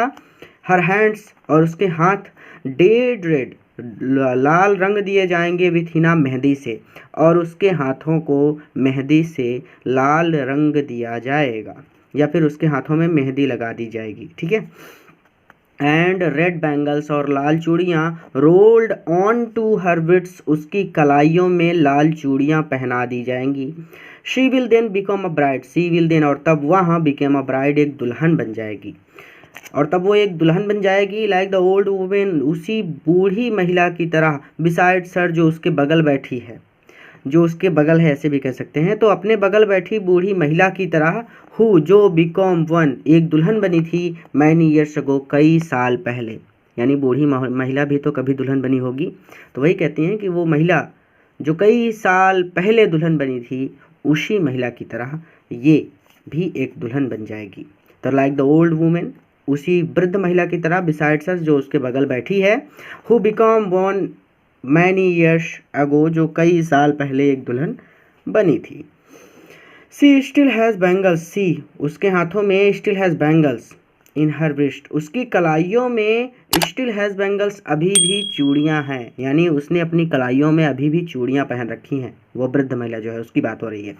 But no light in her eyes, लेकिन उसकी आंखों में प्रकाश नहीं है। ठीक है, लेकिन उसकी आंखों में प्रकाश नहीं है, मतलब उसकी आंखों में चमक नहीं है। ठीक है, जैसे आप चमक होते ही है, खुश होते हो, वो खुश नहीं है, वो बस शांति से बैठी हुई है बस। ठीक है, तो उसकी आंखों में चमक नहीं है। एक वक्त शेर भर खाना भी नहीं खाया, ये तो एकदम हिंदी ही है कि एक वक्त यानी एक टाइम, सुबह आप खाना खाते हैं, शाम भी आप खाना खाते हैं, तो एक वक्त मतलब सुबह का खाना, ठीक है, या फिर शाम का भी खाना कह सकते हैं, मतलब दोनों टाइम में कोई एक बार बस, ठीक है। तो एक वक्त शेर भर खाना भी नहीं खाया, एक वक्त शेर भर खाना भी नहीं खाया। सी सेज, वो कहती है, वो बूढ़ी महिला कहती है कि मैंने एक वक्त शेर भर खाना भी नहीं खाया। इन अ वॉइस, एक ऐसी आवाज़ में, ड्रेन्ड ऑफ जॉय, जिसका आनंद कहीं खो गया है। एक ऐसी आवाज़ में जिसका आनंद खो गया है या समाप्त हो गया है, वो कहती है। सी हैज़ नॉट इंजॉयड, उसने कभी आनंद नहीं लिया, इवन कभी भी, उसने कभी भी आनंद नहीं लिया, वन फुल मील, भरपेट भोजन का, इन हर इंटायर लाइफ टाइम, अपने पूरे जीवन में। उसने अपने पूरे जीवन में कभी भी भरपेट भोजन का आनंद नहीं लिया। यानी भाई कैसी बड़ी बात यहाँ पे कही जा रही है कि यानी ना सुबह ना शाम, आप सोचिए आपको तो दोनों टाइम का खाना मिलता है, फिर भी आप मम्मी पापा से लड़ते रहते हो कि मम्मी हवाई जहाज़ दिला दो, गाड़ी दिला दो, उसके पास लंबा वाला बैग है वो दिला दो, साइकिल दिला दो। अरे खिला रहे हैं, यही बहुत बड़ी बात है। सोचो, इस स्तर पे सोचो तो बहुत बड़ी बात है। दूसरा कोई खिलाए तो चमड़ी उधेड़ ले ना, तो वही बात यहाँ पे कहते हैं कि she has not enjoyed even one full meal in her entire life, उसने अपने पूरे जीवन में कभी भी भरपेट भोजन नहीं किया था। That's what she has reaped, that's what, और यही सी हैज़ रीप्ड, उसे मिला, उसे केवल इतना ही मिला है। क्या मिला है कि हर हस्बैंड, उसका एक पति है, एन ओल्ड वुमन, जो है कि बूढ़ा व्यक्ति है, विथ अ फ्लोइंग बियर्ड, जिसकी दाढ़ी लहरा रही है, यानी लहराती हुई दाढ़ी वाला एक बूढ़ा व्यक्ति उसका पति है। व्हाट सी हैज़ रीप्ड, और उसे यही मिला है, यानी पति ही मिला है, बाकी सुख उसे नहीं मिला। I know nothing accept bangles, sorry यहाँ पे कहते हैं सीज, वो पति उसका कहता है कि आई नो नथिंग, मैं कुछ नहीं जानता, एक्सेप्ट बैंगल्स, यानी मैं चूड़ियों के अलावा कुछ भी नहीं जानता, यानी उसे चूड़ियाँ बनाने के अलावा कोई दूसरा काम नहीं आता। All I have done is, मैं जो कुछ भी कर सका, मेक अ हाउस, वो एक घर बनाना है, यानी मैं केवल एक घर बना सका, फॉर द फैमिली, परिवार के लिए, टू लिव इन, रहने के लिए, तो मैं परिवार के रहने के लिए केवल एक घर बना सका, बस। ठीक है, यहाँ तक क्लियर है, कुछ भी कठिन नहीं है, इसलिए मैं रिवीजन नहीं करा रहा, ठीक है, बहुत ज़्यादा इजी है। आगे कहते हैं कि हियरिंग हिम, उसे सुनकर, वन वंडर्स, एक व्यक्ति यानी कोई भी व्यक्ति आश्चर्य करेगा, उसकी बात को सुनकर कोई भी व्यक्ति आश्चर्य करेगा कि इफ़, कि ही हैज़ अचीव्ड, कि क्या उसने प्राप्त कर लिया है, व्हाट मैनी हैव फेल्ड, जिसे प्राप्त करने में कई लोग फेल हो जाते हैं, असफल हो जाते हैं, इन देयर लाइफ टाइम, अपने पूरे जीवन में। ठीक है, कहने का मतलब है कि he has a roof over his head, उसके सर पर एक छत है। बहुत सारे लोग दुनिया में ऐसे हैं जिनके सर पर छत भी नहीं है, और वो अपने पूरा जीवन सड़कों पर सोकर बिता देते हैं। ऐसे बहुत सारे लोग हैं, गरीबी बहुत बुरी चीज़ है। चलिए छोड़िए, बात इतनी लंबी नहीं ले चलते हैं, अपने चैप्टर पर रहेंगे, चैप्टर से नहीं भटकना है। ठीक है, तो हियरिंग हिम, उससे की बातों को सुनकर, वन वंडर्स, कोई भी व्यक्ति आश्चर्य करेगा कि क्या उसने वो प्राप्त कर लिया है जिसे पाने में कई लोग असफल हो जाते हैं, इन देयर लाइफ टाइम, अपने पूरे जीवन काल में। यानी उसकी बात को सुनकर कोई भी आश्चर्य करेगा, कोई भी व्यक्ति सोचेगा कि क्या उसने वो प्राप्त कर लिया है जो बहुत से लोग अपने पूरे जीवन में प्राप्त नहीं कर पाते। He has a roof over his head, उसके सर पर कम से कम एक छत है। द क्राई, रुदन, रोना, ऑफ नॉट हैविंग मनी, पैसों के ना होने का, टू डू एनीथिंग, कुछ और व्यापार करने के, कुछ और काम करने के, एक्सेप्ट, बजाय, कैरी ऑन, जारी रखने के, द बिजनेस, व्यापार को, ऑफ मेकिंग बैंगल्स, चूड़ियाँ बनाने के। अब इसको उल्टा पढ़ना पड़ेगा, ठीक है, ध्यान से समझिए। तो मेकिंग बैंगल्स, चूड़ियाँ बनाने के, बिजनेस, व्यापार को, कैरी ऑन, जारी रखने के अलावा, टू डू एनीथिंग, कुछ और करने या कोई दूसरा व्यापार करने के लिए, नॉट हैविंग मनी, पैसे ना होने का, क्राई, रुदन, रोना। क्लियर है यहाँ तक? अभी और आगे चलेंगे, ठीक है। Not even enough to eat, not even, और यहाँ तक इनफ टू ईट, खाने के लिए भी पर्याप्त ना होने का, क्राई, रुदन। एक ही चीज़ को मैं समझाऊंगा, बट पहले मैं एक एक का एग्जांपल दे रहा हूँ, ठीक है, एक एक वर्ड समझा रहा हूँ, फिर मैं जोड़ के समझाता हूँ आपको। मैं नहीं चाहता कि आप थोड़ा सा भी कंफ्यूज हों, ठीक है, क्योंकि एक बार पढ़ने के बाद दोबारा पढ़ने की ज़रूरत नहीं पड़नी चाहिए, ठीक है। तो rings in every home, rings मतलब गूंजता है, इन एवरी होम, हर घर में, ठीक है, अब यहाँ तक क्लियर है, मैंने सारा बता दिया। आप जोड़िए, देखिए। तो बैंगल्स मेकिंग, चूड़ियाँ बनाने के बिजनेस, व्यापार को कैरी ऑन, जारी रखने के, एक्सेप्ट अलावा। तो चूड़ियाँ बनाने के व्यापार को जारी रखने के अलावा, टू डू एनीथिंग, कोई दूसरा व्यापार करने के लिए, नॉट हैविंग मनी, पैसे ना होने का, not even enough to eat, और खाने के लिए भी पर्याप्त ना होने का, क्राई, रुदन या रोना, रिंग्स इन एवरी होम, हर घर में गूंजता है। ठीक है, यानी चूड़ियाँ बनाने के काम को या व्यापार को जारी रखने के अलावा कोई दूसरा व्यापार करने के लिए पैसे ना होने के और खाने के लिए भी पर्याप्त ना होने का जो रुदन है वो हर घर में गूंजता है। क्लियर है यहाँ तक? द यंग मैन, नवयुवक जो हैं, जो नए युवा लोग हैं, इको, दोहराते हैं, द लैमेंट, दुख को, ऑफ देयर एल्डर्स, अपने बुजुर्गों के। तो युवा लोग अपने बुजुर्गों के दुख को दोहराते हैं, यानी युवा लोग अपने बुजुर्गों के दर्द को ही प्रतिध्वनि करते हैं, यानी पिताजी गरीब तो बेटा भी गरीब। ठीक है, अब बेटे का बेटा होगा वो भी गरीब, यानी सब लोग बड़े कष्ट में अपना जीवन यापन कर रहे हैं। क्लियर है यहाँ तक? तो आप सीधा कह सकते हैं कि the young man, echo the lament, दर्द को चिल्लाते हैं या दोहराते हैं, यंग मैन नवयुवक लोग, ऑफ देयर एल्डर्स, अपने बुजुर्गों के। तो युवा लोग अपने बुजुर्गों के दर्द को ही दोहराते हैं या चिल्लाते हैं। Little has moved with time it seems in Firozabad, Firozabad में इट सीम्स ऐसा लगता है, little has moved with time, समय के साथ कुछ भी नहीं बदला। ऐसा लगता है कि फिरोजाबाद में समय के साथ कुछ भी नहीं बदला। आगे ध्यान से समझिए। ईयर्स मतलब वर्षों, वर्ष जो भी कहना चाहें, साल, वर्ष। माइंड मतलब चेतना, दिमाग, मस्तिष्क। नंब मतलब शून्य कर देना, चेतना को शून्य कर देने वाला, टॉयल, परिश्रम। तो चेतना को शून्य कर देने वाले वर्षों के परिश्रम ने, years of mind numbing toil, toil मतलब परिश्रम, माइंड मतलब चेतना, सोचना, विचार, मतलब माइंड, दिमाग, जो कहना चाहें कह सकते हैं, बट यहाँ पे चेतना कहना है आपको। ठीक है, तो माइंड नंब, नंब मतलब शून्य। तो चेतना को शून्य कर देने वाले वर्षों के परिश्रम ने, हैव किल्ड, मार दिया है, आर इनिशिएटिव, आल इनिशिएटिव मतलब पहल करने की एबिलिटी, योग्यता को, टू ड्रीम, और सपने देखने की योग्यता को, यानी सपने देखने और पहल करने की योग्यता को या क्षमता को किल्ड, मार दिया है।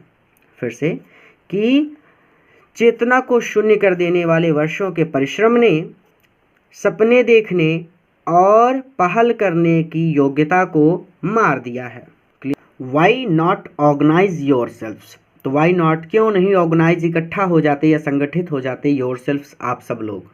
तो आप लोग इकट्ठा क्यों नहीं जो हो जाते, इनटू अ कोऑपरेटिव, सहकारी समिति के रूप में, यानी आप लोग अपनी एक सहकारी समिति क्यों नहीं बनाते। यानी सहकारी समिति जैसे कुछ लोग होते हैं, जैसे कि गांव में पंचायत, जब तक पांचों लोग डिसाइड नहीं करेंगे कि किसको क्या काम करना है, किसको कितनी प्रॉपर्टी देनी है, तब तक कोई भी उसमें हस्तक्षेप नहीं करेगा। उसी तरह से कंपनी वगैरह में कर्मचारी होते हैं, वो लोग बताते हैं कि भाई, उनकी समिति होती है और वो बताती है कि भाई अगर कंपनी तनख्वाह नहीं दे रही तो काम बंद कर दो, इतनी तनख्वाह चाहिए तो काम बंद कर दो, हड़ताल करो, हड़ताल के बाद जब तनख्वाह बढ़ जाएगी तब काम करेंगे, ये सारी चीज़। तो आप लोग अपनी एक सहकारी समिति क्यों नहीं बनाते हो? आई आस्क, मैंने पूछा ग्रुप, एक युवा ग्रुप से, एक समूह से, ऑफ यंग मैन, नव युवकों के। तो मैंने युवकों के एक समूह से पूछा, हु हैव फॉलन, जो फाल हो गए हैं, फंस गए हैं, इनटू द वेसियस सर्कल, कुचक्र में, ऑफ मिडल मैन, बिचौलियों के, जो बिचौलियों के कुचक्र में फंस गए हैं। यहाँ तक क्लियर हो गया? यहाँ पे छोटा करेंगे तब आगे चलेंगे। देखिए, why not organise yourself into a cooperative, आप लोग अपनी एक सहकारी समिति क्यों नहीं बनाते, यानी जब तक सभी लोग सहमत नहीं होंगे तब तक कोई काम नहीं करना। ठीक है, तो आई आस्क का ग्रुप ऑफ यंग मैन, मैंने नवयुवकों के एक ग्रुप से पूछा, who have fallen into the vicious circles, जो कुचक्र में फंस गए हैं, फॉलन मतलब फंसना, of middles man, middle man, बिचौलियों के, जो बिचौलियों के कुचक्र में फंस गए हैं। यहाँ तक क्लियर हो गया? तो हु, जिन्होंने, यानी उन्हीं बिचौलियों ने, हु ट्रैप्ड, फंसाया था, देयर फादर्स, उनके पिताओं को, एंड फोर फादर्स, और उनके पूर्वजों को, यानी जो ऐसे बिचौलियों के कुचक्र में फंस गए हैं जिन्होंने उनके पिताओं और उनके पूर्वजों को जाल में फंसाया था। यहाँ तक क्लियर है? आगे, even if we get organised, even भले ही, वी गेट ऑर्गेनाइज्ड, हम इकट्ठा हो जाएं, अगर हम संगठित हो जाएं या फिर भले ही हम संगठित हो जाएं या फिर हम सभी अगर इकट्ठा हो जाएं, जैसे कहना चाहे कह सकते हैं, ठीक है।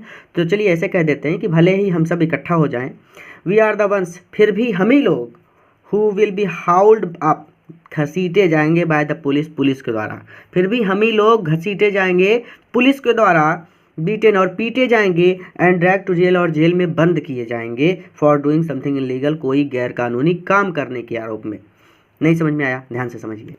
अब ये लोग बच्चों से काम करा रहे हैं, तो भाई जो साहूकार हैं, जो बड़े बड़े मतलब उन कंपनियों के मालिक हैं, यानी चूड़ियाँ बनाने वाला सबका सब व्यापार जो करते हैं, वो बड़े बड़े लोग तो कह देंगे कि भाई हम तो कहते नहीं कि अपने बच्चों से काम कराएं, और वो पैसे वगैरह दे के अलग हो जाएंगे, हट जाएंगे। लेकिन फंसेगा कौन? ये गरीब लोग, क्योंकि इनके पास न उतना जागरूकता है और ना ही ये लोग उतना शिक्षित हैं, क्योंकि बचपन से ही ये चूड़ियाँ बना रहे हैं। सोचिए, आप कहानी पढ़ के इतना समझ गए होंगे आप ना, तो पुलिस वाले सारा आरोप इन पर डाल देंगे कि भैया तुम ही लोग तो अपने बच्चों से काम करा रहे हो, क्योंकि साहूकार तो बोलेंगे कि हमने तो कहा ही नहीं कि ये कराएं ना, क्योंकि अपनी झोपड़ियों में काम करा रहे हो, तो कौन बोलेगा? आप ही लोग फंसोगे ना। वही चीज़, even if we get organised, भले ही हम सब इकट्ठा हो जाएं, वी आर द वंस, फिर भी हम ही लोग, who will be hauled up by police, हम ही लोग पुलिस के द्वारा घसीटे जाएंगे, बीटेन और पीटे जाएंगे, and drag to the jail और जेल में बंद किए जाएंगे, फॉर डूइंग समथिंग इलीगल, कोई गैर कानूनी काम करने के आरोप में। दे से, वो लोग ऐसा कहते हैं। There is no leader among them, there is no leader, कोई नेता नहीं है, कोई लीडर नहीं है, अमोंग देम, उनमें, उनका कोई लीडर नहीं है। नो वन, और कोई ऐसा नहीं है, हु कुड हेल्प देम, जो उनकी सहायता कर सके, सी, देखने में, थिंग्स, चीज़ों को, डिफरेंटली, अलग अंदाज में या अलग नज़रिए से, और कोई भी ऐसा नहीं है जो उन्हें अलग ढंग से या अलग नज़रिए से देखने में मदद कर सके। देयर फादर्स, उनके पिता, आर एज टायर्ड, उतने ही थके हुए हैं, एज दे आर, जितना वो खुद, तो उनके पिता भी उनकी ही तरह बहुत थके हुए हैं, या फिर उनके पिता भी उनकी ही तरह थके हुए हैं। They talk endlessly in a spiral, spiral endlessly मतलब लगातार, स्पायरल मतलब चक्र, एक तरह से कह सकते हैं कि वो एक चक्र में बातें करते हैं, वो लगातार एक ही बात करते हैं, ठीक है। तो वो लगातार एक ही बात बोलते हैं, या फिर वो कुंडली नुमा बात करते हैं। कुंडली नुमा मतलब गोलाकार, इस तरह से, यानी पहले तो बात करेंगे, देखिए यहाँ पे देखिए, दैट मूव्स, जो शुरू होती है फ्रॉम पुअर्टी, गरीबी से, यानी पहले बात करेंगे गरीबी की, टू अपैथिटी, अपैथिटी मतलब उदासीनता, तो जाएगी, फिर बात करेंगे उदासीनता की, ठीक है। और मूव्स फ्रॉम पुअर्टी, जो गरीबी से, अपैथिटी उदासीनता, उदासीनता से ग्रीड लालच, लालच की बात करेंगे, एंड टू इनजस्टिस, फिर अन्याय की बात करेंगे। बात को समझिए, समझाने के लिए लिख रहा हूँ। यानी पहले तो बोलेंगे कि हम लोग बहुत गरीब हैं, हम लोग कर ही क्या सकते हैं, फिर बोलेंगे उदासीनता, यानी हमारे बस का कुछ नहीं है, वो बड़े बड़े लोग हैं, वो हम ही को फंसा देंगे, और लालच, वो बड़े लोग बहुत लालची हैं, घूस वगैरह दे के बच लेंगे, हम लोग फंस जाएंगे। फिर अन्याय, यानी हमारे साथ गलत हो जाएगा, हम लोग जेल चले जाएंगे अगर हम कुछ करते हैं, और वो लोग बड़े लोग तो बच जाएंगे। और फिर बात करेंगे हम लोग तो बहुत ही गरीब हैं भाई, हम कर ही क्या सकते हैं, फिर वही बात उदासीनता, यानी हमारे बस का कुछ नहीं है। लालच, वो बहुत लालची हैं, पैसा वगैरह दे के काम करा लेंगे अपना। अन्याय, हम ही लोग जेल में जाएंगे, फिर वही बात। तो यानी एक ही चीज़ को वो घूमते रहते हैं। तो they talk endlessly in A spiral मतलब वो कुंडली नुमा बात करते हैं, वो एक ही बात को बार बार दोहराते हैं, या वो लगातार चक्र की तरह एक ही बात बोलते हैं। दैट मूव्स फ्रॉम पुअर्टी, जो गरीबी से शुरू होती है, टू इम्पाथिटी, गरीबी से शुरू होकर उदासीनता पर जाती है, अपाथिटी ग्रीड, उदासीनता से शुरू होकर लालच पर जाती है, ग्रीड एंड टू इनजस्टिस, और लालच से अन्याय पर जाती है। यानी वो लोग एक ही बात को बार बार बोलते हैं, या फिर वो कुंडली नुमा बात करते हैं, या वो चक्र के समान एक ही बात बोलते हैं, जो गरीबी से उदासीनता, उदासीनता से लालच, और लालच से अन्याय तक पहुंच जाती है। कई तरह से बता दिया, जैसे मन हो वैसे पढ़ो, कोई दिक्कत नहीं है। अब आगे ये लास्ट है भाई, चलो आगे लास्ट पे। लिसनिंग टू देम, उनकी बातों को सुनकर, आई सी, मैं देखती हूँ, टू डिस्टिंक्ट वर्ल्ड्स, दो अलग अलग संसार को। तो उनकी बातों को सुनकर आई सी, मुझे दिखाई देते हैं, टू डिस्टिंक्ट वर्ल्ड्स, दो अलग अलग संसार। तो उनकी बातों को सुनकर मुझे दो अलग अलग संसार दिखाई देते हैं। पहला संसार तो वो है ऑफ द फैमिली, जो परिवार है, यानी एक तो ऐसे परिवार का संसार है caught in a web of poverty, caught जो फंसा है इन अ वेब जाल में ऑफ पुअर्टी, गरीबी के, जो गरीबी के जाल में फंसा है, यानी एक ऐसे परिवार का जो गरीबी के जाल में फंसा है। यानी मुझे दो संसार दिखाई देते हैं ना, तो पहला संसार तो वो एक ऐसे परिवार का है जो गरीबी के जाल में फंसा पड़ा है, बर्डन्ड और दबा हुआ है by the stigma of caste, जाति के स्टिग्मा कलंक से, इन विच दे आर बर्न, जिसमें उसने जन्म लिया है। तो अपने जन्म की जाति के कलंक से वो दबा पड़ा है। फिर से कि लिसनिंग टू डेम, उनकी बातों को सुनकर, आई सी टू डिस्टिंक्ट वर्ल्ड्स, मुझे दो अलग अलग संसार दिखाई देते हैं। वन ऑफ द फैमिली, पहला संसार तो उस परिवार का है, या फिर पहला संसार जो मुझे दिखाई देता है वो उस परिवार का है, caught in a web of poverty, जो गरीबी के जाल में फंसा है। यहाँ तक क्लियर हो गया? छोटा कर लेते हैं। बर्डन और दबा है बाय द स्टिग्मा, कलंक से, ऑफ कास्ट, जाति के, और जाति के कलंक से दबा है, इन विच दे आर बर्न, जिसमें उसने जन्म लिया है, यानी अपनी जन्म की जाति के कलंक के नीचे दबा हुआ है। हो गया यहाँ तक? अब आगे, यहाँ तक हो गया ना हमारा कि listening to them I see two distinct world, उनकी बातों को सुनकर मुझे दो अलग अलग संसार दिखाई देते हैं। पहला संसार तो उस परिवार का है जो गरीबी के जाल में फंसा पड़ा है और अपनी जन्म की जाति के कलंक के नीचे दबा हुआ है।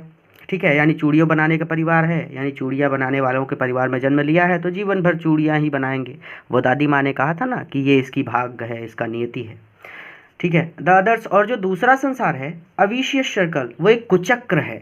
और जो दूसरा संसार मुझे दिखाई पड़ता है वो एक कुचक्र है ऑफ द साहूकार, शाहूकारों का, मिडल्स मैन, बिचौलियों का, द पुलिसमैन, पुलिस वालों का, द कीपर्स ऑफ लॉ, कि लॉ के कीपर्स यानी कानून लागू करने वालों का, द ब्यूरोक्रेट्स, नौकरशाहों का, एंड पॉलिटिशियंस, और राजनेताओं का। पूरा हो गया।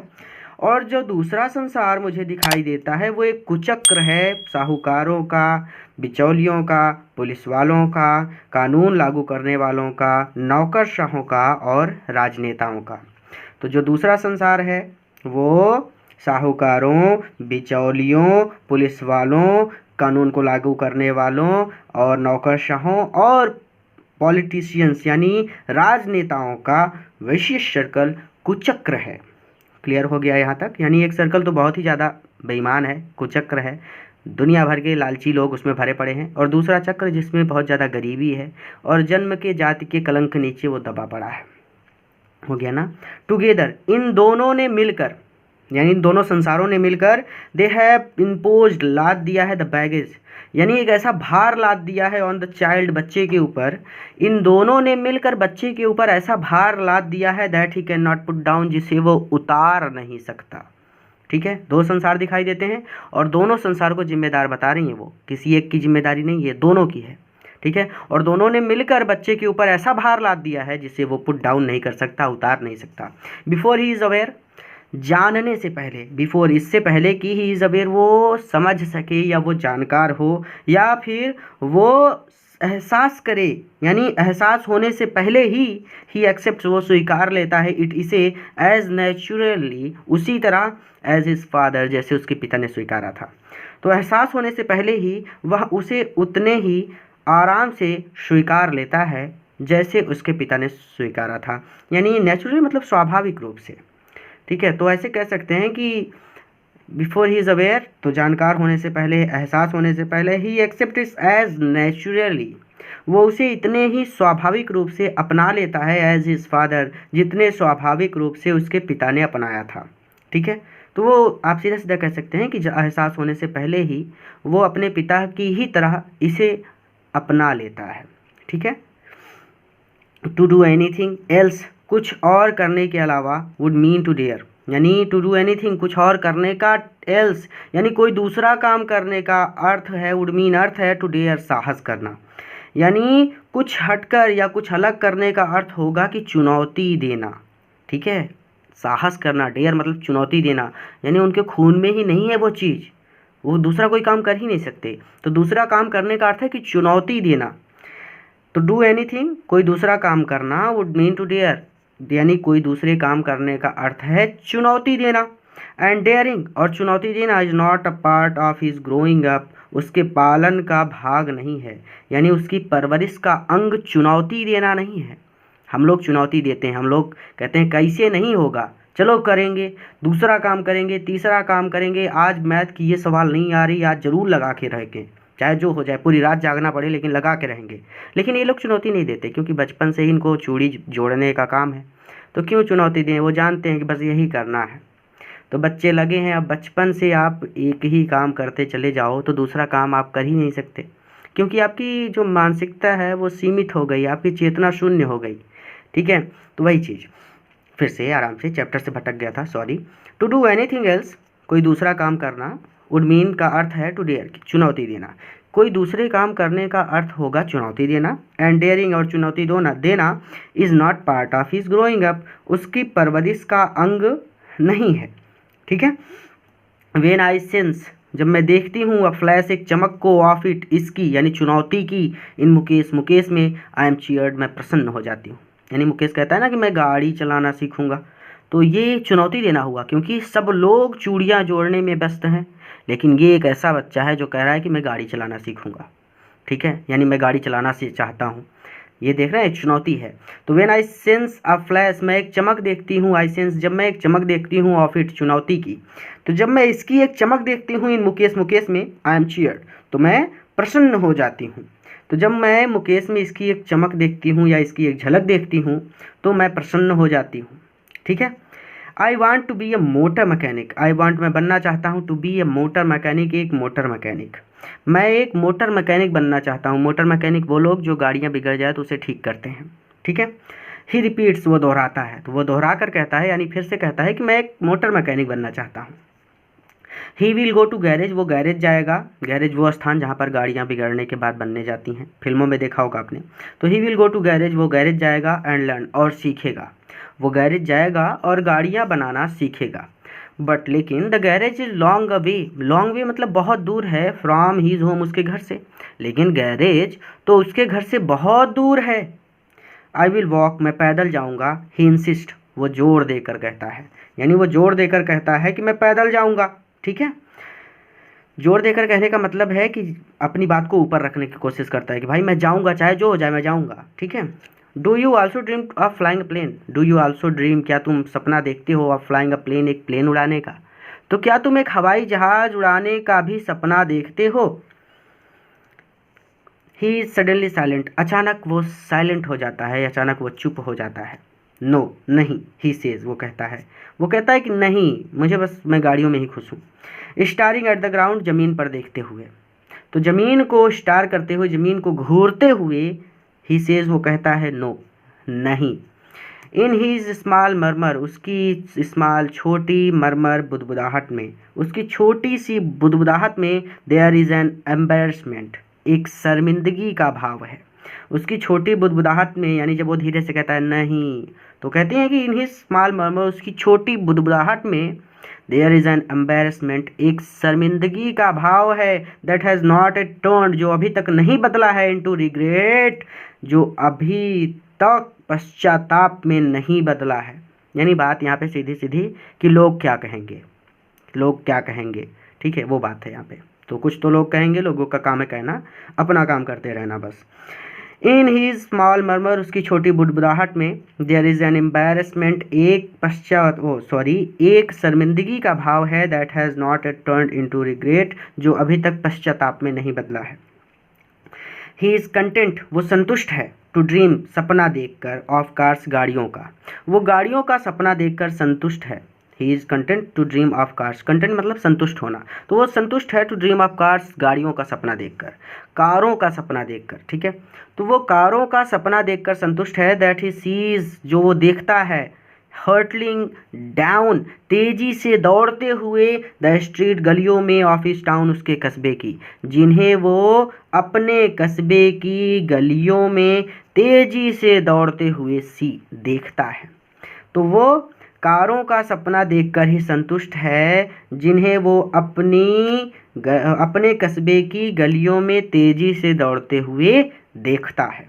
ठीक है, तो आप सीधा सीधा इतना कह सकते हैं कि वह उन कारों के सपने देखने से ही संतुष्ट है, जिन्हें वो अपने कस्बे की गलियों में तेजी से दौड़ते हुए देखता है। फ्यू एयरप्लेन्स मतलब बहुत ही कम एयरप्लेन्स, बहुत ही कम हवाई जहाज़, यानी मुश्किल से ही कोई हवाई जहाज़ फ्लाईओवर उड़ता है फिरोजाबाद के ऊपर से। तो मुश्किल से ही को भी, यानी मुश्किल से ही कोई हवाई जहाज़ या वायुयान जो कहना चाहें, तो मुश्किल से ही कोई वायुयान फिरोजाबाद के ऊपर से उड़ता है, यानी फिरोजाबाद के ऊपर से बहुत कम हवाई जहाज़ उड़ते हैं।